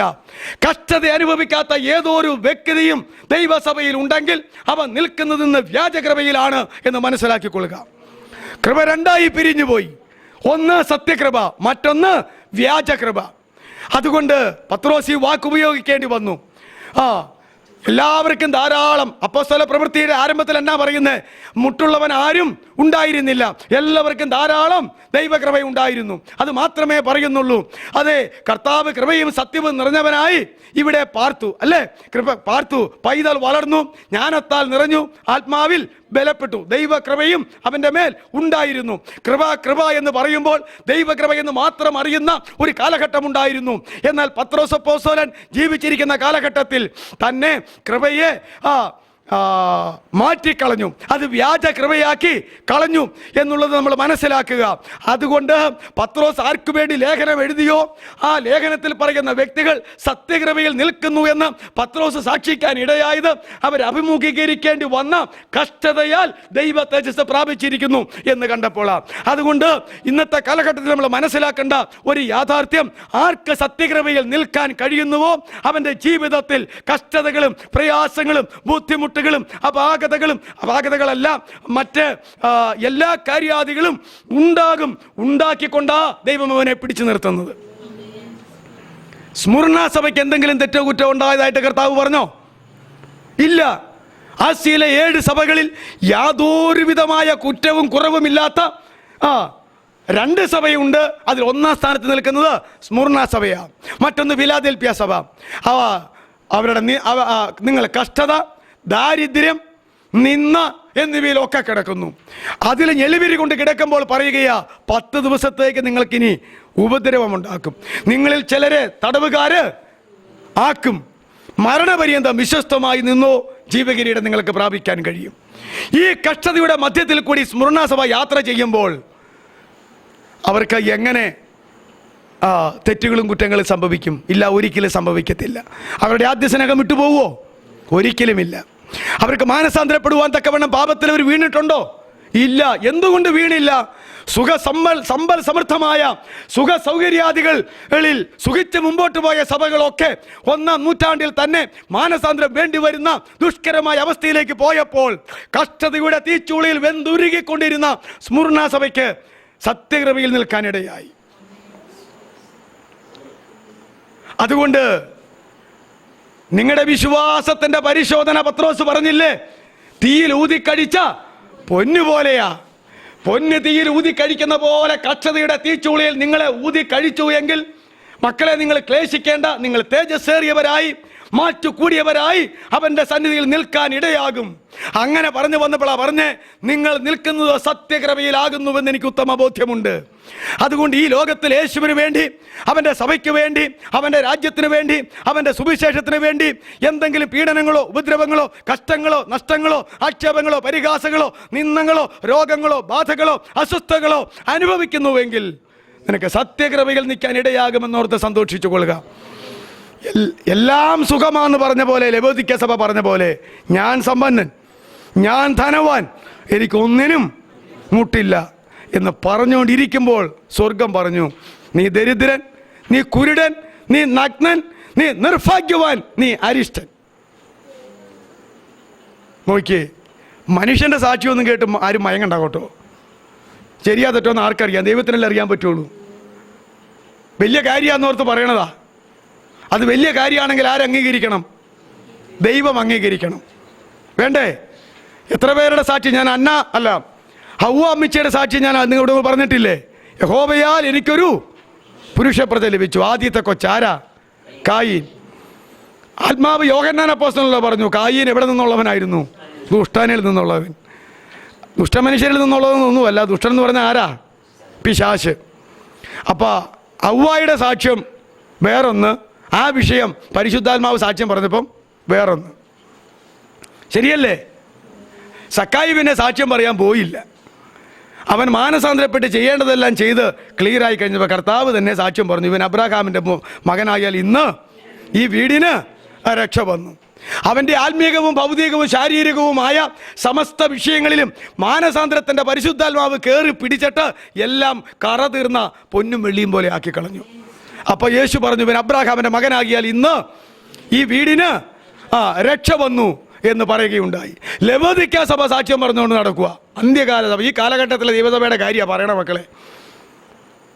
കർത്താവിൻ്റെ വരവ് അടുത്തിരിക്കുന്ന നാളുകളിൽ ഭൂമിയിലുള്ള ദൈവസഭകളുടെ കാര്യമാണ്. 7ാമത്തെ സഭയായ ലവോദിക്ക സഭ. അവൻ എന്തേ പറയാനുള്ളൂ? ഞാൻ സമ്പന്നൻ, ഞാൻ ധനവാൻ, എനിക്കൊന്നിനും. അതല്ല ഈ പ്രോസ്പെരിറ്റി ഗോസ്പൽ. പ്രോസ്പെരിറ്റി ഗോസ്പൽ എന്ന് പറഞ്ഞാൽ എന്നാ? സമസ്ത വിഷയത്തിലും സമ്പന്നത അല്ലേ? അപ്പം അത് ശരിയാ, എനിക്കൊന്നിനും മുട്ടില്ല. ദൈവം പറഞ്ഞപ്പോൾ, ഓ നീ സമ്പന്നൻ, നീ ധനവാൻ, നിനക്കൊന്നിനും മുട്ടില്ല. പക്ഷെ ഞാൻ നിന്നെ നോക്കിയപ്പോൾ നീ ദരിദ്രൻ, പിന്നെ നീ കുരുടൻ, പിന്നെ നീ നഗ്നൻ, പിന്നെ നീ അരിഷ്ടൻ, പിന്നെ നിർഭാഗ്യവാൻ. ഓ, അത്രത്തോളമുള്ള കടന്ന കൈ കേൾക്കേണ്ട വല്ല കാര്യമുണ്ടോ നമുക്ക്? ലവോദിക്ക സഭ എന്താ? ഭൂമി സംബന്ധമായ കാര്യങ്ങളും ശരീര സംബന്ധമായ കാര്യങ്ങളും ഒക്കെ ഓക്കെയാന്ന് അവർ പറഞ്ഞതിൻ്റെ അർത്ഥം. പക്ഷേ ആത്മാവോ താറുമാറായിപ്പോയി. ആത്മാവ് താറുമാറായിപ്പോയി. അതുകൊണ്ട് കർത്താവ് പറഞ്ഞു, വിലയേറിയ വസ്ത്രമാണ് ലവോദിക്കക്കാർ സംസാരിച്ചത്. അമേരിക്കയും ഫ്രാൻസും ഒക്കെ പോലെ അന്നത്തെ കാലത്ത് ലവോദിക്ക എന്ന് പറയുന്നത്. അതൊക്കെ ചരിത്രം നിങ്ങൾക്കറിയാം. അവിടെ എന്തെല്ലാം ഉണ്ടെന്നറിയാവോ? വസ്ത്രമുണ്ടാക്കി അന്നത്തെ ലോകത്തിൽ ഏറ്റവും വിലപിടിപ്പുള്ള വസ്ത്രമുണ്ടാക്കി അവിടെ ഉള്ളവരും ധരിച്ച് ബാക്കി നാനാ ഭാഗത്തേക്കും കയറ്റി അയച്ചുകൊണ്ടിരിക്കുന്ന സ്ഥലമാണ്. അവനോടാ പറഞ്ഞത്, നഗ്നനാണല്ലോ മാനെ, നിൻ്റെയൊക്കെ നഗ്നത വെളിവാകണമെങ്കിൽ എന്നോട് വെള്ളയുടുപ്പ് വില കൊടുത്ത് വാങ്ങി ധരിക്കാൻ പറയാം. ശരിയല്ലേ?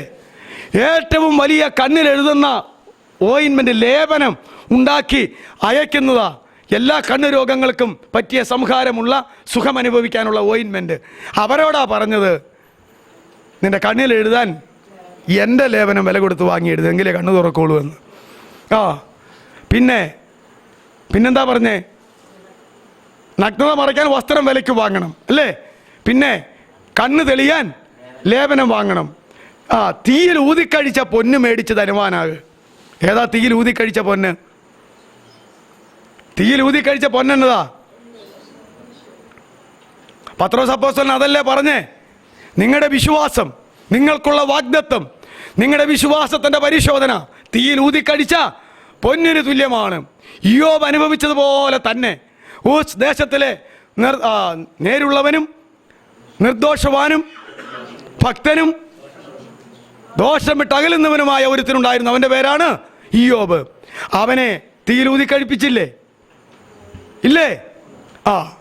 എന്ന് പറയുന്ന പോലെയുള്ള ഒരവസ്ഥ. അതുകൊണ്ട് ദൈവിക സത്യം ഇങ്ങനെ കിടക്കുന്നു.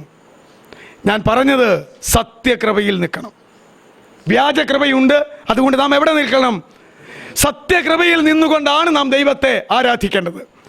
കൃപാവരങ്ങൾ ജ്വലിപ്പിച്ച് ദൈവത്തെ ആരാധിക്കാൻ പറയുമ്പോൾ പറയുന്നത് ശരിയാ, സത്യകൃപാവരങ്ങളെ ജ്വലിപ്പിച്ചുകൊണ്ടാണ് ദൈവത്തെ ആരാധിക്കേണ്ടത്.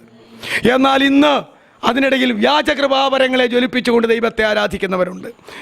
കൃപാവരം ഏതാണെന്ന് അറിയാൻ മേലാതെ, കൃപ ഏതാണെന്ന് അറിയാൻ മേലാതിരിക്കുന്നു.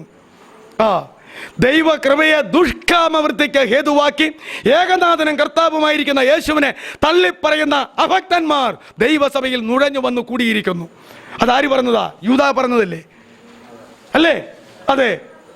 വിശ്വാസത്തിന് വേണ്ടി പോരാടണമെന്ന് ആത്മാവ് ഒരു അധ്യായം എഴുതിച്ചപ്പോൾ അത് എഴുതിക്കാനുള്ള കാരണം, എന്നാൽ യാക്കോബിന് തോന്നിയത് എല്ലാവർക്കും പൊതുവിലുള്ള രക്ഷയെക്കുറിച്ച് എഴുതാമെന്ന് വിചാരിച്ച് എടുത്തു തുടങ്ങാൻ നേരത്തെ പറഞ്ഞത്, നീ പൊതുരക്ഷയെക്കുറിച്ച് പറയണ്ട, വിശുദ്ധന്മാർക്ക് ഒരിക്കലായി ഫലമേൽപ്പിക്കപ്പെട്ടിരിക്കുന്ന വിശ്വാസത്തിന് വേണ്ടി അവസാനത്തോളം പോരാടി നിൽക്കാൻ പ്രബോധിപ്പിച്ചെഴുതുവാൻ ആത്മാവ് പറഞ്ഞു. അവിടെയാ പറഞ്ഞത്, ദൈവകൃപയെ ദുഷ്കാമവൃത്തിക്ക് ഹേതുവാക്കിയിട്ട് ഏകനാഥനും കർത്താവുമായിരിക്കുന്ന യേശുവിനെ തള്ളിപ്പറഞ്ഞുകൊണ്ട് തോന്നിവാസം ജീവിക്കുന്ന അഭക്തരായ ആളുകൾ എവിടേക്ക് നുഴഞ്ഞു വന്നിരിക്കുന്നു? ദൈവസഭയിലേക്ക്.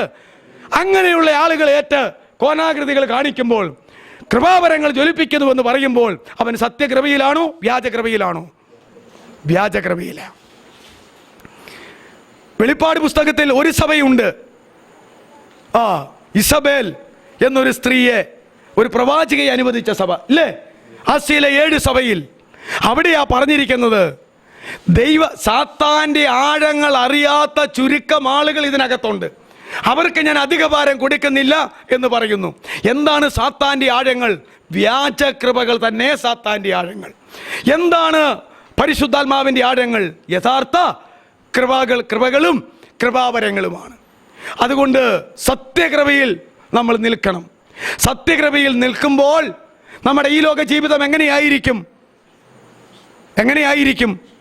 ഗിരിപ്രഭാഷണം മത്തായിയുടെ സുവിശേഷം 5-ാം അധ്യായത്തിന്റെ 9-10 വാക്യം ഒന്ന് വായിച്ചേ. നീതി നിമിത്തം ഉപദ്രവിക്കപ്പെടുന്നവർ ഭാഗ്യവാന്മാർ, സ്വർഗരാജ്യം അവർക്കുള്ളത്. അടുത്ത വാക്യമാണ് ഞാൻ ഉദ്ദേശിച്ചത്. അതല്ല മോളെ, നീതി നിമിത്തം കഴിഞ്ഞിട്ടുള്ള വാക്യം. എന്റെ നിമിത്തം നിങ്ങളെ പഠിക്കുകയും ഉപദ്രവിക്കുകയും നിങ്ങളെ കൊണ്ട് എല്ലാ തിന്മയും കളവായി പറയുകയും ചെയ്യുമ്പോൾ നിങ്ങൾ ഭാഗ്യവാന്മാർ, സ്വർഗത്തിൽ നിങ്ങളുടെ പ്രതിഫലം വലുതാകൊണ്ട് സന്തോഷിച്ച് ഉല്ലസിപ്പീൻ. മതി. ആ വാക്യം വായിച്ചുകൊണ്ട് ആരാധിക്കുന്നവരെ കണ്ടിട്ടുണ്ടോ എവിടെയെങ്കിലും? കർത്താവിനെ പ്രതി സഹിച്ച കഷ്ടതകളുടെ പട്ടിക പറഞ്ഞുകൊണ്ട്, പീഡനങ്ങളുടെ പട്ടിക പറഞ്ഞുകൊണ്ട്, ഉപദ്രവങ്ങളുടെ പട്ടിക പറഞ്ഞുകൊണ്ട്, നിന്ദകളുടെ പട്ടിക പറഞ്ഞുകൊണ്ട് സ്വർഗത്തിൽ പ്രതിഫലം വർദ്ധിച്ചിരിക്കുന്നല്ലോ എന്നോർത്ത് സ്വർഗത്തേക്ക് നോക്കി ചാടിത്തുള്ളി ആരാധിക്കുന്നവരെ കണ്ടിട്ടുണ്ടോ? ദാവീദ് പണ്ടം കണ്ട് അവിടെ നൃത്തം ചെയ്തെന്നും പറഞ്ഞ് ആ നൃത്തം ഇന്നും ജയിക്കണത് എവിടെയാ? പെട്ടകത്തിന്റെ മുമ്പിൽ. ആ പെട്ടകമൊക്കെ പോയി സാക്ഷാൽ പെട്ടകമാകുന്ന യേശു വന്നിട്ട് 2010 കൊല്ലമായി. സാക്ഷാൽ പെട്ടകത്തിന്റെ മുമ്പിൽ ആഹ്ലാദിച്ച് നൃത്തം ചെയ്യേണ്ടത് മറ്റേതുപോലെയല്ല. ഇവിടെയാ പറയണത്. ഇങ്ങനെ ആരാധിക്കാൻ പറ്റുമോ? പറ്റേണ്ടതാ അല്ലേ? നീതി നിമിത്തം ഉപദ്രവിക്കപ്പെടുന്നവർ ഭാഗ്യവാന്മാർ, സ്വർഗരാജ്യം അവർക്കുള്ളത്. അഷ്ടഭാഗ്യങ്ങളാ. ഒന്നാമത്തെ ഭാഗ്യത്തിൽ പറഞ്ഞു ആത്മാവിൽ ദരിദ്രരായവർ ഭാഗ്യവാന്മാർ, സ്വർഗരാജ്യം അവർക്കുള്ളത്. ഇടയ്ക്ക് ഒത്തിരി കാര്യം പറഞ്ഞിട്ട് അത് അവസാനിപ്പിക്കുമ്പോൾ പറയുകയാ, നീതി നിമിത്തം ഉപദ്രവിക്കപ്പെടുന്നവർ ഭാഗ്യവാന്മാർ, സ്വർഗരാജ്യം അവർക്കുള്ളത്. പക്ഷെ നീതി നിമിത്തമുള്ള ഉപദ്രവം എന്ന് പറഞ്ഞാൽ എന്താണ് എന്ന അടുത്ത വാക്യത്തിലെ വിശദാംശങ്ങൾ അതൊന്നുകൂടെ വായിച്ചാട്ടെ. യേശുക്രിസ്തുവിന്റെ നിമിത്തം നിങ്ങളെ പഴിക്കുകയും ഉപദ്രവിക്കുകയും എല്ലാ തിന്മയും കളവായി പറയുകയും ചെയ്യുമ്പോൾ നിങ്ങൾ ഭാഗ്യവാന്മാർ. ഇതാരനുഭവിച്ചു? ഈ ഭാഗ്യം ആർക്ക് കിട്ടിയിട്ടുണ്ട്? ഇപ്പം നമുക്ക് തോന്നുന്നു എൻ്റെ പൊന്നെ ഈ ഭാഗ്യം വേണ്ട വേണ്ട എന്ന്. ഇതൊരു ഭാഗ്യമാണ്. എന്നാൽ ആ സ്ഥാനത്ത് കുറേ ഏക്കറേജ് കിട്ടിയെന്നും കുറേ വണ്ടി കിട്ടിയെന്നും മക്കൾക്ക് ജോലി കിട്ടിയെന്നും ഒക്കെ പറയുന്ന, സമ്പത്ത് വർദ്ധിച്ചെന്നും ഒക്കെ പറയുന്ന, ക്യാൻസർ വന്നിട്ട് ഭേദമായി ഇപ്പം ചാടിത്തുള്ളി നടക്കാമെന്നൊക്കെ പറയുന്നതുമായ അനുഗ്രഹങ്ങളാണെങ്കിൽ ചാടിത്തുള്ളി അതിനെക്കുറിച്ചുള്ള പ്രബോധനമേ ഉള്ളൂ ഈ ആരാധിപ്പിക്കാൻ. അല്ലാതെ ആത്മാവ് സംബന്ധമായിട്ട്, നിത്യരക്ഷ സംബന്ധമായിട്ട്, സ്വർഗീയ വാസ സംബന്ധമായിട്ടുള്ള കാര്യങ്ങൾ ഇതിനകത്ത് പറഞ്ഞതിനെക്കുറിച്ച് വല്ല ബോധമുണ്ടോ? അത് ഈ ആരാധിപ്പിക്കുന്നവനും ബോധമില്ല, ആരാധിക്കുന്നവർക്കും ബോധമില്ലാതെ ആയിപ്പോയി. അതാണ് അതിൻ്റെ കാരണം. ഇങ്ങനെ ചാടിത്തുള്ളാൻ പറഞ്ഞിട്ട് ആര് ചാടിത്തുള്ളി? 2000 കൊല്ലമായിട്ട് 1-ാം നൂറ്റാണ്ടിലെ 2-ാം നൂറ്റാണ്ടിലെ 3-ാം നൂറ്റാണ്ടിലെ ആളുകൾ ചാടിത്തുള്ളിയത് ഇങ്ങനെയാണ്. ശരിയല്ലേ? പഴയ നിയമത്തിൽ ഒരു ഹബക്കുക്ക് ഇത് പറഞ്ഞിട്ടുണ്ട്. മുന്തിരിവള്ളി പൂക്കാതെ വന്നാലും, ശരിയല്ലേ, അത്തിവൃക്ഷം ഫലം തരാതെ വന്നാലും, ഗോതമ്പ് പാടം അത് വിളയാതിരുന്നാലും, ഗോശാലകളിൽ ആടുകളും കന്നുകാലികളും ഇല്ലാതെ വന്നാലും ഞാൻ എൻ്റെ യഹോവയിൽ ആനന്ദിക്കും. ഒന്നുമില്ലാതെ വന്നാലും ആനന്ദിക്കും. അതാ പഴയ ഓശയ ഒരു സെപ്പറേറ്റ് പ്രവാചകനാണ്. ഓശയല്ല, ഹബക്കുക്ക് ഒരു സെപ്പറേറ്റ് പ്രവാചകനാണ്. അതുപോലെ തന്നെ ഏലീശായും ഒരു സെപ്പറേറ്റാണ്. ഇവർ രണ്ടുപേരും പുതിയ നിയമ സത്യങ്ങളെ കുറെ കൂടെ വിളിച്ചറിയിച്ചിട്ടുള്ളവരാ പ്രവാചകന്മാരിൽ. ആര്? ഹബക്കുക്കും ഏലീശായും. അത് നമ്മൾ പ്രത്യേകം ഓർക്കേണ്ടതാണ്. മറ്റൊരു സ്ഥലത്തും അത് കാണത്തില്ല. ഒന്നാമത് പഴയ നിയമത്തിൽ ഈ ലോക സുഖ സൗകര്യാദികളുടെ കാര്യം മാത്രം അനുഗ്രഹമായിട്ടുള്ളൂ. അതിൻ്റെ മധ്യത്തിലാ ഹബക്കുക്ക് പറഞ്ഞത് ഇതൊന്നുമില്ലാതെ വന്നാലും. ആട്ടിൻ തൊഴുത്തിൽ ഒരാട് പോലും ഇല്ല, തീർന്നുപോയി. ഗോശാലകളിൽ കന്നാലിയുമില്ല. യവത്തിൻ്റെയും ഗോതമ്പിൻ്റെയും പാടം കൃഷി ഉണ്ടായിട്ടേ ഇല്ല. മുന്തിരിത്തോട്ടം കായ്ക്കുന്നില്ല, അത്തിവൃക്ഷം കായ്ക്കുന്നില്ല, ഒലിവ് തോട്ടം ഫലം നൽകുന്നില്ല. ഇതൊന്നുമില്ലെങ്കിലും ഞാൻ എൻ്റെ യഹോവയിൽ ആനന്ദിക്കും. അങ്ങനല്ലേ പറഞ്ഞേ? അവൻ എൻ്റെ കാലുകളെ പേടമാൻ കാല് പോലെയാക്കി, അല്ലേ? അവൻ എന്നെ ഗിരികളിൽ മേൽ നടക്കുമാറാക്കി എന്നൊക്കെയല്ലേ പറയുന്നേ? അതാണ് ശരിയായിട്ടുള്ള ഒരവസ്ഥ. ഇതെല്ലാം എന്തോരം വൈരുദ്ധ്യമെന്നറിയാവോ? 2 യുഗങ്ങൾ തമ്മിലും, 2 പ്രമാണങ്ങൾ തമ്മിലും, 2 പഴയ നിയമസഭയും പുതിയ നിയമസഭയും തമ്മിലുള്ള അത് വ്യത്യാസങ്ങൾ വളരെ വലുതാണ്. നമ്മൾ ഒന്നിൻ്റെ ബാക്കി ഒന്ന് അവനെ തട്ടിയേച്ച് നമ്മളെ ആക്കി, അതുകൊണ്ട് ഇനിയിപ്പം നമുക്ക് സുഖാസുഖം. അങ്ങനെയാണോ പറഞ്ഞേ? സ്വാഭാവിക കൊമ്പുകളെ ആദരിക്കാതെ പോയെങ്കിൽ നിന്നെയും ആദരിക്കാതെ വന്നേക്കാം. സ്വാഭാവിക നാട്ടൊലിവിൻ്റെ കൊമ്പുകൾ ഒടിച്ചു കളഞ്ഞിട്ട്, ഫലം കായ്ക്കാത്തതുകൊണ്ട് ഒടിച്ചു കളഞ്ഞിട്ട്, കർത്താവ് കാട്ടിൽ ചെന്ന കാട്ടൊലിവിൻ്റെ കൊമ്പുകൾ ഒടിച്ചുകൊണ്ട് വന്ന് ഒടിച്ച നാട്ടൊലിവിൻ്റെ കമ്പുകളിൽ ബഡ് ചെയ്ത് പിടിപ്പിച്ചിട്ട് ഈ നാട്ടൊലിവിൻ്റെ തായ്വേരിലൂടെ തായ്ത്തടിയിലൂടെ പോഷകാംശം കയറി കാച്ചുവെങ്കിൽ നീ എന്തിനാ അവിടെ നിന്ന് എളിയുന്നു? സ്വാഭാവിക കൊമ്പുകളെ ആദരിക്കാതെ പോയവൻ നിന്നെയും ആദരിക്കാതെ വന്നേക്കും. ഞെളിയാതെ ഭയപ്പെട്ടുകൊള്ളുക, വീഴാതെ വണ്ണം നോക്കിക്കൊള്ളുക, അല്ലേ? റോമാലേഖനം 11-ാം അധ്യായത്തിൽ ഇത് പറഞ്ഞിട്ടുണ്ട്. യഹൂദ ജാതിയോടുള്ള ബന്ധത്തിൽ ഇത്രയേ ഉള്ളൂ ദൈവസഭ. സമയമാകുമ്പോൾ ഒട്ടിച്ച കാട്ടൊലിവിൻ്റെ കൊമ്പുകളെ അടർത്തിയിട്ട് യഹൂദനെ തന്നെ വീണ്ടും നാട്ടൊലിവിൽ ഒട്ടിക്കും. അതുകൊണ്ട് റോമർ 9, 10, 11 അധ്യായം വായിക്കുമ്പോൾ യഹൂദ ജാതിക്ക് ജാതികമായ രക്ഷയും അവരെന്തുകൊണ്ട് ഇങ്ങനെ ആയെന്നും ഇനി എങ്ങനെ ആകുമെന്നും എല്ലാം ഓർക്കുമ്പോൾ, ഇതിനിടയ്ക്ക് വന്ന ഒരു ദൈവകൃപയാ ദൈവസഭ എന്നുള്ളത് മനസ്സിലാക്കുമ്പോൾ, സമുദായക്കാരെല്ലാം ഓർക്കുന്നിങ്ങനെ. നമ്മൾ പള്ളിയിൽ, യാക്കോബക്കാരുടെ പള്ളിയിലായിരുന്നപ്പോൾ എന്താ ഈ യഹൂദന്മാർ എന്തോ ഒരു ശാപ ദുഃഖ വെള്ളിയാഴ്ച നമ്മൾ കിടന്ന് ശപിക്കണത്. പ്രാർത്ഥനയിലും ശാപം, പാട്ടിലും ശാപം, മുടിഞ്ഞു പോയെന്നാണ് പറയണത്. കർത്താവ് ആരെങ്കിലും ശപിക്കാൻ പറഞ്ഞിട്ടുണ്ടോ? യഹൂദന്മാർ ശപിക്കാനും പറഞ്ഞിട്ടുണ്ടോ? ഇല്ല. അടിസ്ഥാനമായിട്ട് അവിടെ തെറ്റി. എന്നാൽ യഹൂദന്മാർ കർത്താവിനെ കുരിശിച്ച് കൊന്നു എന്നും പറഞ്ഞാൽ ഈ ശാപം ഇന്നും പറയണത്. അല്ലയോ യഹൂദന്മാർ, പൗരോഹിത്യമില്ലാതെ, പ്രവാചകത്വമില്ലാതെ, രാജ്യത്വമില്ലാതെ നിങ്ങളുടെ നിലയം ശൂന്യമായി പോയല്ലോ എന്നൊക്കെ പറഞ്ഞ് നമ്മൾ പാട്ട് പാടുന്നു. അതൊക്കെ ശരിയാണെങ്കിലും യഹൂദ ജാതിയുടെ അവിശ്വാസത്താൽ അവ ഒടിഞ്ഞു പോയി. വിശ്വാസത്താൽ നീ നിലനിൽക്കുന്നു. എപ്പോൾ നിനക്ക് അവിശ്വാസം വരുന്നോ അപ്പോൾ നീയും ഒടിഞ്ഞു പോകും എന്നല്ലേ പറഞ്ഞിരിക്കുന്നേ. വിശ്വാസം അവിശ്വാസം ഇതാ അവിടുത്തെ വിഷയം. അവിശ്വസിച്ചപ്പോൾ അത് ഒടിഞ്ഞു പോയി. വിശ്വസിച്ചപ്പോൾ നമ്മൾ ചേർന്ന് വന്നു. നമുക്ക് അവിശ്വാസം വരുമ്പോൾ നമ്മളും ഇതിൽ നിന്ന് ഒടിഞ്ഞു പോകും. അവരുടെ ഭ്രംശം ലോകത്തിന്റെ നിരപ്പന ഹേതുവായെങ്കിൽ അവരുടെ അംഗീകരണം മരിച്ചവരുടെ പുനരുദ്ധാനം എന്നല്ലാതെ പിന്നെ എന്താകും? ജാതികളുടെ പൂർണ്ണസംഖ്യ ചേരുവോളം ഇസ്രായേലിന് അംശമായി കാഠിന്യം ഭവിച്ചിരിക്കുന്നു. ജാതികളുടെ പൂർണ്ണസംഖ്യ ചേരുമ്പോൾ ഇത് അങ്ങോട്ട് മാറും. ഇസ്രായേൽ ഇവിടെ യഥാസ്ഥാനപ്പെടും. ഇതാണ്. അതുകൊണ്ടാണ് കർത്താവ് പറഞ്ഞത്, രക്ഷ യഹൂദന്മാരുടെ ഇടയിൽ നിന്നാണ് വരുന്നതെന്ന് നിങ്ങൾക്കറിയാൻ മേല, അത് ഞങ്ങൾക്കറിയാം. അതുകൊണ്ട് നിങ്ങൾ അറിയാത്തതിനെ ആരാധിക്കുമ്പോൾ ഞങ്ങൾ അറിയുന്നതിനെയാണ് ആരാധിക്കുന്നത്.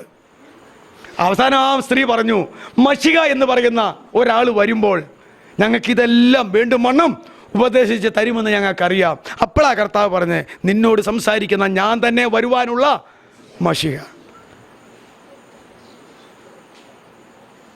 അതുകൊണ്ട്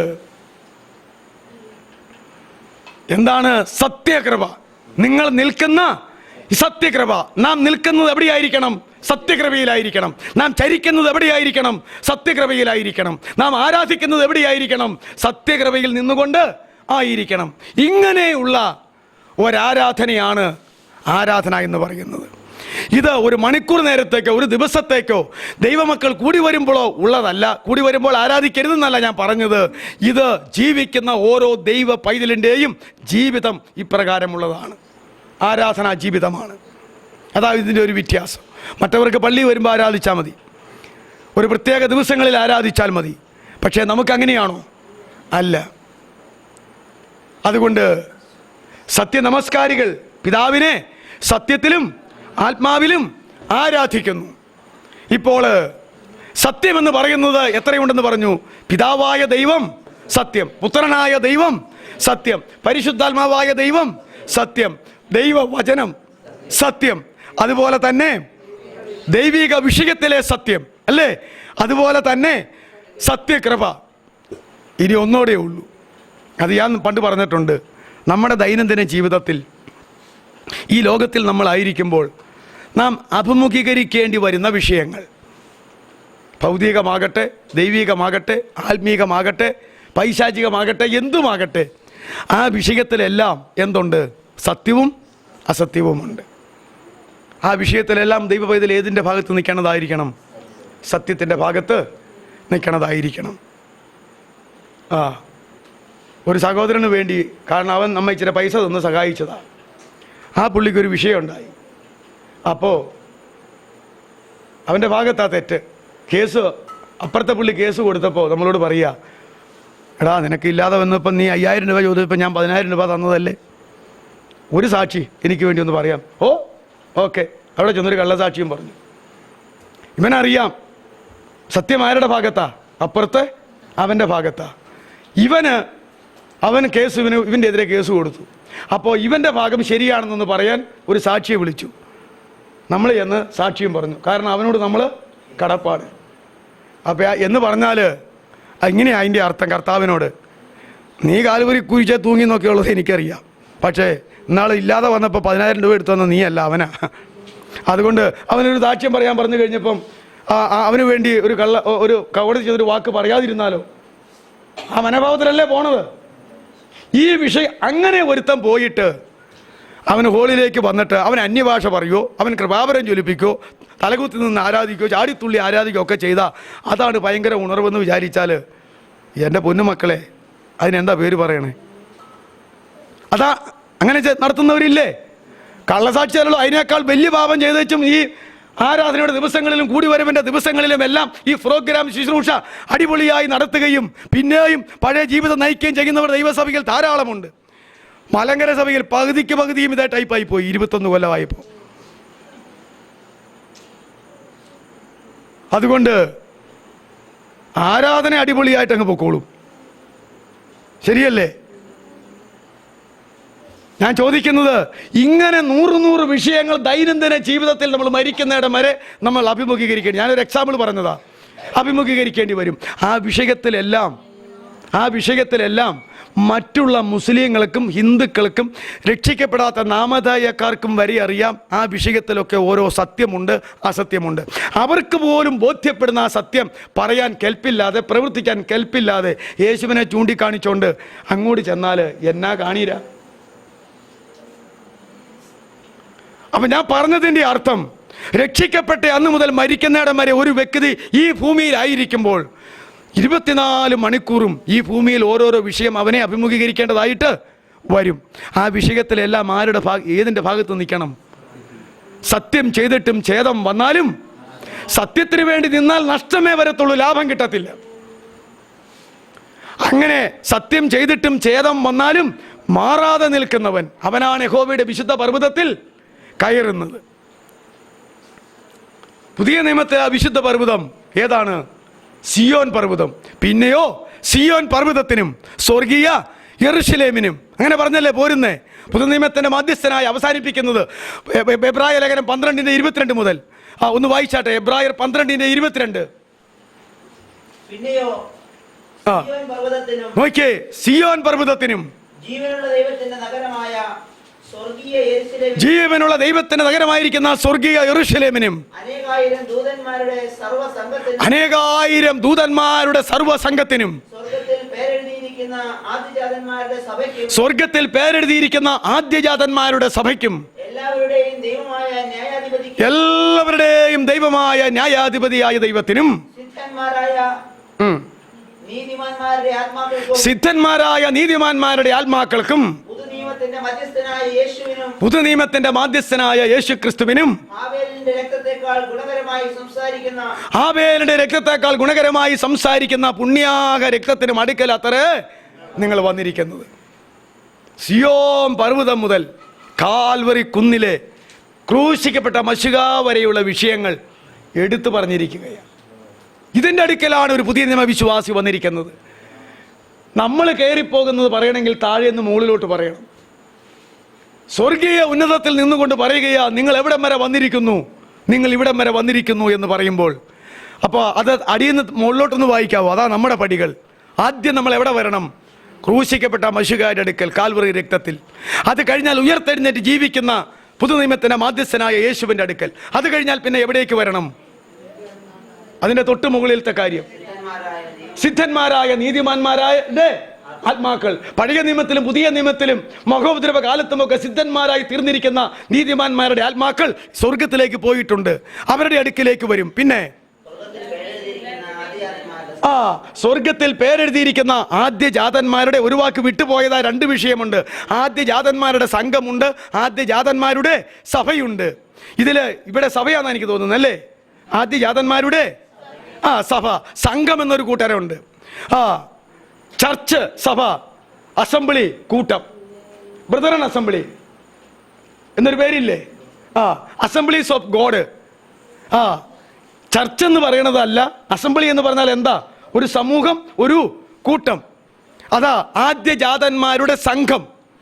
അത് വിട്ടുപോയതാ, മൂലഭാഷയിലുണ്ട്. ആ ഓരോ വാക്കവിടെ ഇല്ല. ആദ്യജാതന്മാരുടെ സഭയ്ക്കും, പിന്നെ അപ്പൊ ആദ്യജാതന്മാരുടെ സംഘത്തിനും പിന്നെ സഭയ്ക്കും എന്നാണ് നമ്മളത് വായിക്കേണ്ടത്. വീണ്ടും പിന്നെ മാലാഖമാരുടെ ദൂതന്മാരുടെ ഗണം, അവരുടെ അടുക്കിലേക്കും, പിന്നെ സ്വർഗീയ യെരൂശലേം, പിന്നെ സിയോൻ പർവ്വതം. അവസാനം ചെന്ന് നിൽക്കുന്നത് എവിടെയാ? സിയോൻ പർവ്വതം അല്ലേ? വെളിപ്പാട് പുസ്തകം 14-ാം അധ്യായം വായിക്കുമ്പോൾ ഇതിന്റെ മറ്റൊരു വിശദീകരണം നമുക്ക് കാണുവാനായിട്ട് കഴിയും. പിന്നെയോ സിയോൻ മലയിൽ കുഞ്ഞാടും അവനോട് കൂടെ 144,000 വിശുദ്ധന്മാരും നിൽക്കുന്നത് കണ്ടു. ആ സിയോൻ മലയിൽ നിൽക്കുന്ന വിശുദ്ധന്മാരുടെ ജീവിത രീതി നമ്മൾ മുമ്പ് ചിന്തിച്ചിട്ടുണ്ട്. വെളിപ്പാട് 14:1 മുതൽ 5 വരെയുള്ള വേദഭാഗം വായിക്കുമ്പോൾ ആ സിയോൻ മലയിൽ കയറിയവരുടെ യോഗ്യതകൾ അവിടെ പറഞ്ഞിട്ടുണ്ട്. സിയോൻ മലയിൽ കുഞ്ഞാടും അവനോടുകൂടെ നെറ്റിയിൽ അവന്റെ നാമവും പിതാവിന്റെ നാമവും എഴുതിയിരിക്കുന്ന 144,000 പേര് നിൽക്കുന്നത് കണ്ടു. പെരുവെള്ളത്തിന്റെ ഇരച്ചിൽ പോലെയും വലിയൊരു ഇടിമുഴക്കം പോലെയും സ്വർഗത്തിൽ നിന്ന് ഒരു ഘോഷം കേട്ടു. ഞാൻ കേട്ട ഘോഷം വൈണികന്മാർ വീണമിട്ടുന്നത് പോലെയായിരുന്നു. അവർ സിംഹാസനത്തിനും 4 ജീവികൾക്കും മൂപ്പന്മാർക്കും മുൻപാകെ ഒരു പുതിയ പാട്ടുപാടി. ഭൂമിയിൽ നിന്ന് വിലയ്ക്ക് വാങ്ങിയിരുന്ന 144,000 പേർക്കല്ലാതെ ആർക്കും ആ പാട്ട് പഠിപ്പാൻ കഴിഞ്ഞില്ല. അവർ കന്യകമാരാകിയാൽ അവരുടെ യോഗ്യതകൾ പറയുകയാ. അവർ കന്യകമാരാകിയ സ്ത്രീകളോട് കൂടെ മാലിന്യപ്പെടാത്തവർ. കുഞ്ഞാട് പോകുന്നിടത്തൊക്കെയും അവർ അവനെ അനുഗമിക്കുന്നു. കുഞ്ഞാടിന് പോകുന്നിടത്തൊക്കെയും അവനെ മാത്രം അനുഗമിച്ചു കൊണ്ടിരുന്നവരാണ്. വീണ്ടും അവരെ ദൈവത്തിനും കുഞ്ഞാടിനും ആദിഫലമായി മനുഷ്യരുടെ ഇടയിൽ നിന്ന് വീണ്ടെടുത്തിരിക്കുന്നു. അവര് മനുഷ്യരുടെ ഇടയിൽ നിന്ന് വീണ്ടെടുക്കപ്പെട്ട ആദ്യഫലമാണ്. നമ്മൾ കഴിഞ്ഞ ദിവസം ചിന്തിച്ചതാ പുനരുത്ഥാനത്തെ കുറിച്ച്. ആദ്യഫലം ക്രിസ്തു, പിന്നെ ക്രിസ്തുവിനുള്ളവർ അവന്റെ വരവെങ്കിൽ, പിന്നെ അവസാനം എന്ന് ചിന്തിച്ചു. മനുഷ്യരുടെ ഇടയിൽ നിന്നുള്ള ആദ്യഫലമാണ് ഇവര്. വീണ്ടും ഭോഷ്ക് അവരുടെ വായിലുണ്ടായിരുന്നില്ല. എന്തുകൊണ്ടെന്നാൽ അവർ കളങ്കമില്ലാത്തവരായിരുന്നു. ഒരു നുണ പോലും പറയാത്ത കൂട്ടം. രക്ഷിക്കപ്പെട്ടിട്ട് എത്ര എണ്ണം കിട്ടി? 144,000. 1,44,000. അപ്പം ഈ ഒരു നുണയും പറയാത്ത ദൈവമക്കളെ എണ്ണിയപ്പോൾ ഇത്രയേ കിട്ടിയുള്ളൂ. 2010 കൊല്ലമായിട്ട് ഒരു ദർശനം കാണിച്ചു കൊടുത്തതല്ലേ. ഇവരെവിടെയാ നിൽക്കുന്നത്? നമ്മുടെ വിഷയം സിയോൻ മലയിൽ അല്ലേ? ദൈവമക്കളായിരിക്കേണ്ട അത്യുന്നത പദവികളിൽ അതിൻ്റെ കാര്യങ്ങൾ വിശദീകരിക്കുകയാണ്. അതുകൊണ്ട് സത്യകൃപയിൽ നിൽക്കണം. ഇങ്ങനെ എത്ര സത്യമായി? പിതാവ് സത്യം, പുത്രൻ സത്യം, പരിശുദ്ധാത്മാവ് സത്യം, ദൈവവചനം സത്യം, ദൈവശാസ്ത്രത്തിലെ ഉപദേശങ്ങളിലെ സത്യം, പിന്നെ കൃപയുടെ സത്യകൃപയിൽ, ആ സത്യത്തിൽ അടുത്തതാണ് ഞാൻ പറഞ്ഞത്. ഈ ലോക ജീവിതത്തിൽ നാം ജീവിക്കുമ്പോൾ നാം എന്നും അഭിമുഖീകരിക്കുന്ന ഏത് വിഷയവുമാകട്ടെ, ആ വിഷയത്തിലൊരു സത്യമുണ്ട്. അറിയാവുന്ന സത്യം, ബോധ്യപ്പെട്ട സത്യം. അറിയാൻ മേലാത്ത വല്ലതും ചെയ്യാൻ പറ്റുമോ? ആ സത്യത്തിൽ ആര് ജീവിക്കേണ്ടതാ? ദൈവമക്കൾ ജീവിക്കേണ്ടതാ. ഈ മറ്റുള്ള ആളുകൾ ചോദിച്ചിട്ടില്ലേ? ക്രിസ്ത്യാനികൾ ചോദിച്ചു, എനിക്കറിയാം നീയൊക്കെ ക്രിസ്ത്യാനി, എന്നും പള്ളിയിലൊക്കെ പോയി കുമ്പസാരിച്ച് കുർബാന കൈക്കൊള്ളുന്ന ആളാന്നൊക്കെ പറഞ്ഞിട്ട് നീ എന്താണ് ഇങ്ങനെ നുണ പറയണമെന്ന് ഈ മറ്റുള്ളവർ ചോദിച്ച് ഞാൻ എൻ്റെ ചെറുപ്പത്തിൽ കേട്ടിട്ടുണ്ട്. അപ്പോൾ ഇന്നത്തെ ദൈവമക്കളോട് ചോദിക്കാറില്ലേ? കൊട്ടും പാട്ടും പ്രസംഗമൊക്കെ നല്ലതാ, നാക്കെടുത്താൽ നീ നുണയേ പറയുള്ളൂ അയന്ന എന്ന് ചോദിക്കാറില്ലേ? ഈ പറഞ്ഞവരുടെ വായിൽ എന്തില്ലായിരുന്നു? ഭോഷ്കില്ലായിരുന്നു. സാത്താൻ ഭോഷ്ക് പറയുന്നവനും ഭോഷ്കനെ ഉണ്ടാക്കുന്ന അപ്പനുമാണ്. അപ്പോൾ ഏതെങ്കിലും ഒരു വ്യക്തി വായിൽ ഭോഷ്ക് പറഞ്ഞുകൊണ്ടിരിക്കുന്നു എങ്കിൽ, കാര്യസാധ്യത്തിന് വേണ്ടി പറയുന്നുവെങ്കിൽ, അവനിലെങ്ങും ഒരു പരിശുദ്ധാത്മാവും ഇല്ല കേട്ടോ, മറ്റവൻ്റെ ആത്മാവാ. അങ്ങനല്ലേ? എന്തുകൊണ്ട് വായിൽ ഭോഷ്ക് വന്നില്ല? ഹൃദയത്തിൽ നിഷ്കളങ്കരായിരുന്നതുകൊണ്ട്. അതല്ലേ താഴെ പറഞ്ഞിരിക്കുന്നേ അല്ലേ? ഭോഷ്ക് അവരുടെ വായിലുണ്ടായിരുന്നില്ല, അവർ നിഷ്കളങ്കന്മാർ ആയിരുന്നു. ഹൃദയത്തിൽ അകം നിഷ്കളങ്കമായിരുന്നാൽ പുറം ശുദ്ധമാകും. അതാ കർത്താവിൻ്റെ തത്വം. പുറം ശുദ്ധമാക്കിക്കൊണ്ടിരുന്നാൽ അകമെന്നും വെടക്കായിരിക്കും. എക്സാമ്പിൾ കല്ലറ. നിങ്ങൾ കിണ്ടികിണ്ണങ്ങളുടെ പുറം വെടിപ്പാക്കുന്നു, പക്ഷേ അകമോ വളരെ മോശപ്പെട്ടിരിക്കുന്നു. അതുകൊണ്ട് എവിടെ ആദ്യം ശരിയാക്കേണ്ടത്? അകം ശരിയാക്കുക. അകം വിശുദ്ധിയിലും നിഷ്കളങ്കതയിലും ആയപ്പോൾ ഒരു വാക്ക് പോലും, നുണയുടെ ഒരു വാക്ക് പോലും അവരുടെ വായിൽ കൂടെ പുറത്തേക്ക് വന്നില്ല. അതുകൊണ്ട് സത്യത്തിൽ ആരാധിക്കുക എന്നുള്ളതായ ഈ വിഷയം വളരെ ഗൗരവമായി തന്നെ ഇരിക്കുന്നു. എത്ര വിഷയമായി? 7 ആയില്ലേ? ഈ 7 വിഷയത്തിൽ അടിയുറച്ച് നിന്നുകൊണ്ട് ദൈവത്തെ സ്വഭാഷയിൽ ആരാധിച്ചാലും, അന്യഭാഷയിൽ ആരാധിച്ചാലും, മറ്റ് ഭാഷാവരങ്ങളിൽ ആരാധിച്ചാലും ഈ ആരാധനയൊക്കെ ദൈവത്തിന് പ്രസാദകരം.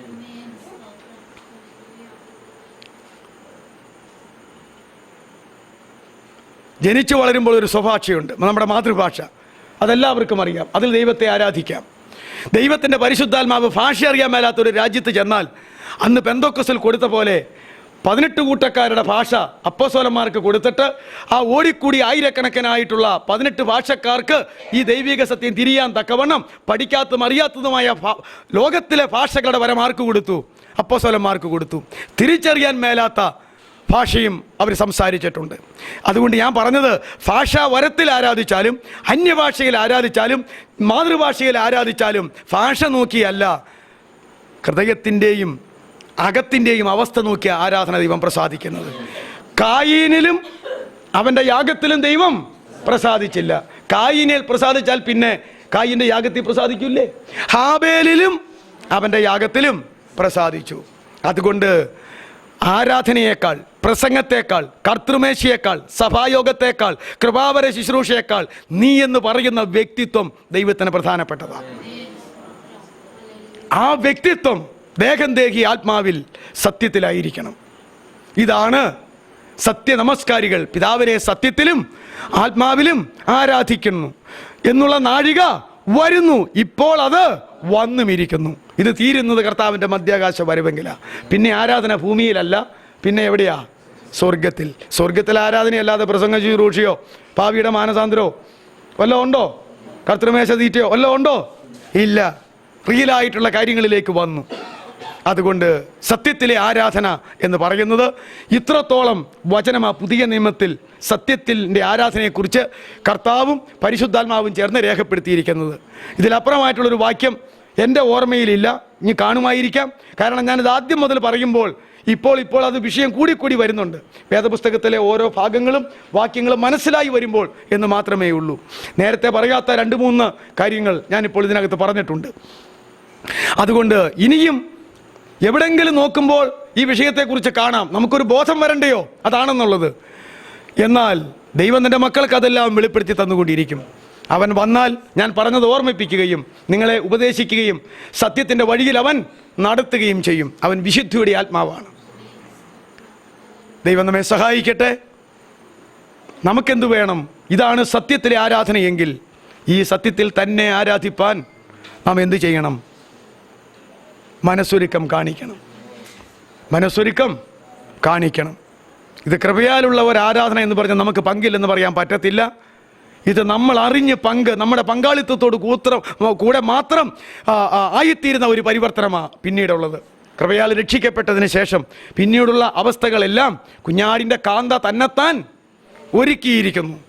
തന്നെത്താനുള്ള ഒരുക്കം, ബലാത്കാരം ചെയ്ത് സ്വർഗരാജ്യത്തെ ബലപ്രയോഗത്താൽ നേടിയെടുക്കുക. അതാണ് ഇങ്ങനെയുള്ള കാര്യങ്ങൾ.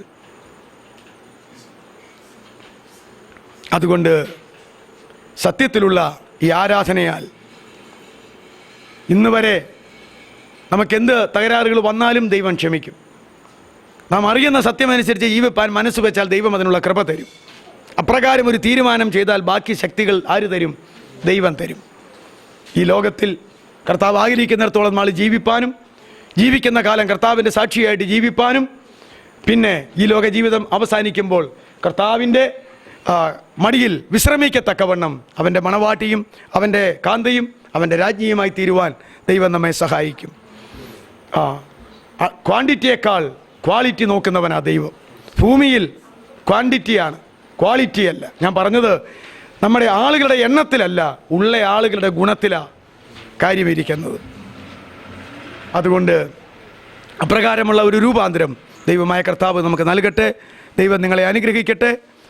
നമുക്ക് ഒത്തൊരുമിച്ച് പ്രാർത്ഥിക്കുകയും ഒത്തൊരുമിച്ച് പരസ്പരം പ്രബോധിപ്പിക്കുകയും ചെയ്തുകൊണ്ട് ഒരുമിച്ച് മുന്നേറുവാൻ ഇടയാകട്ടെ.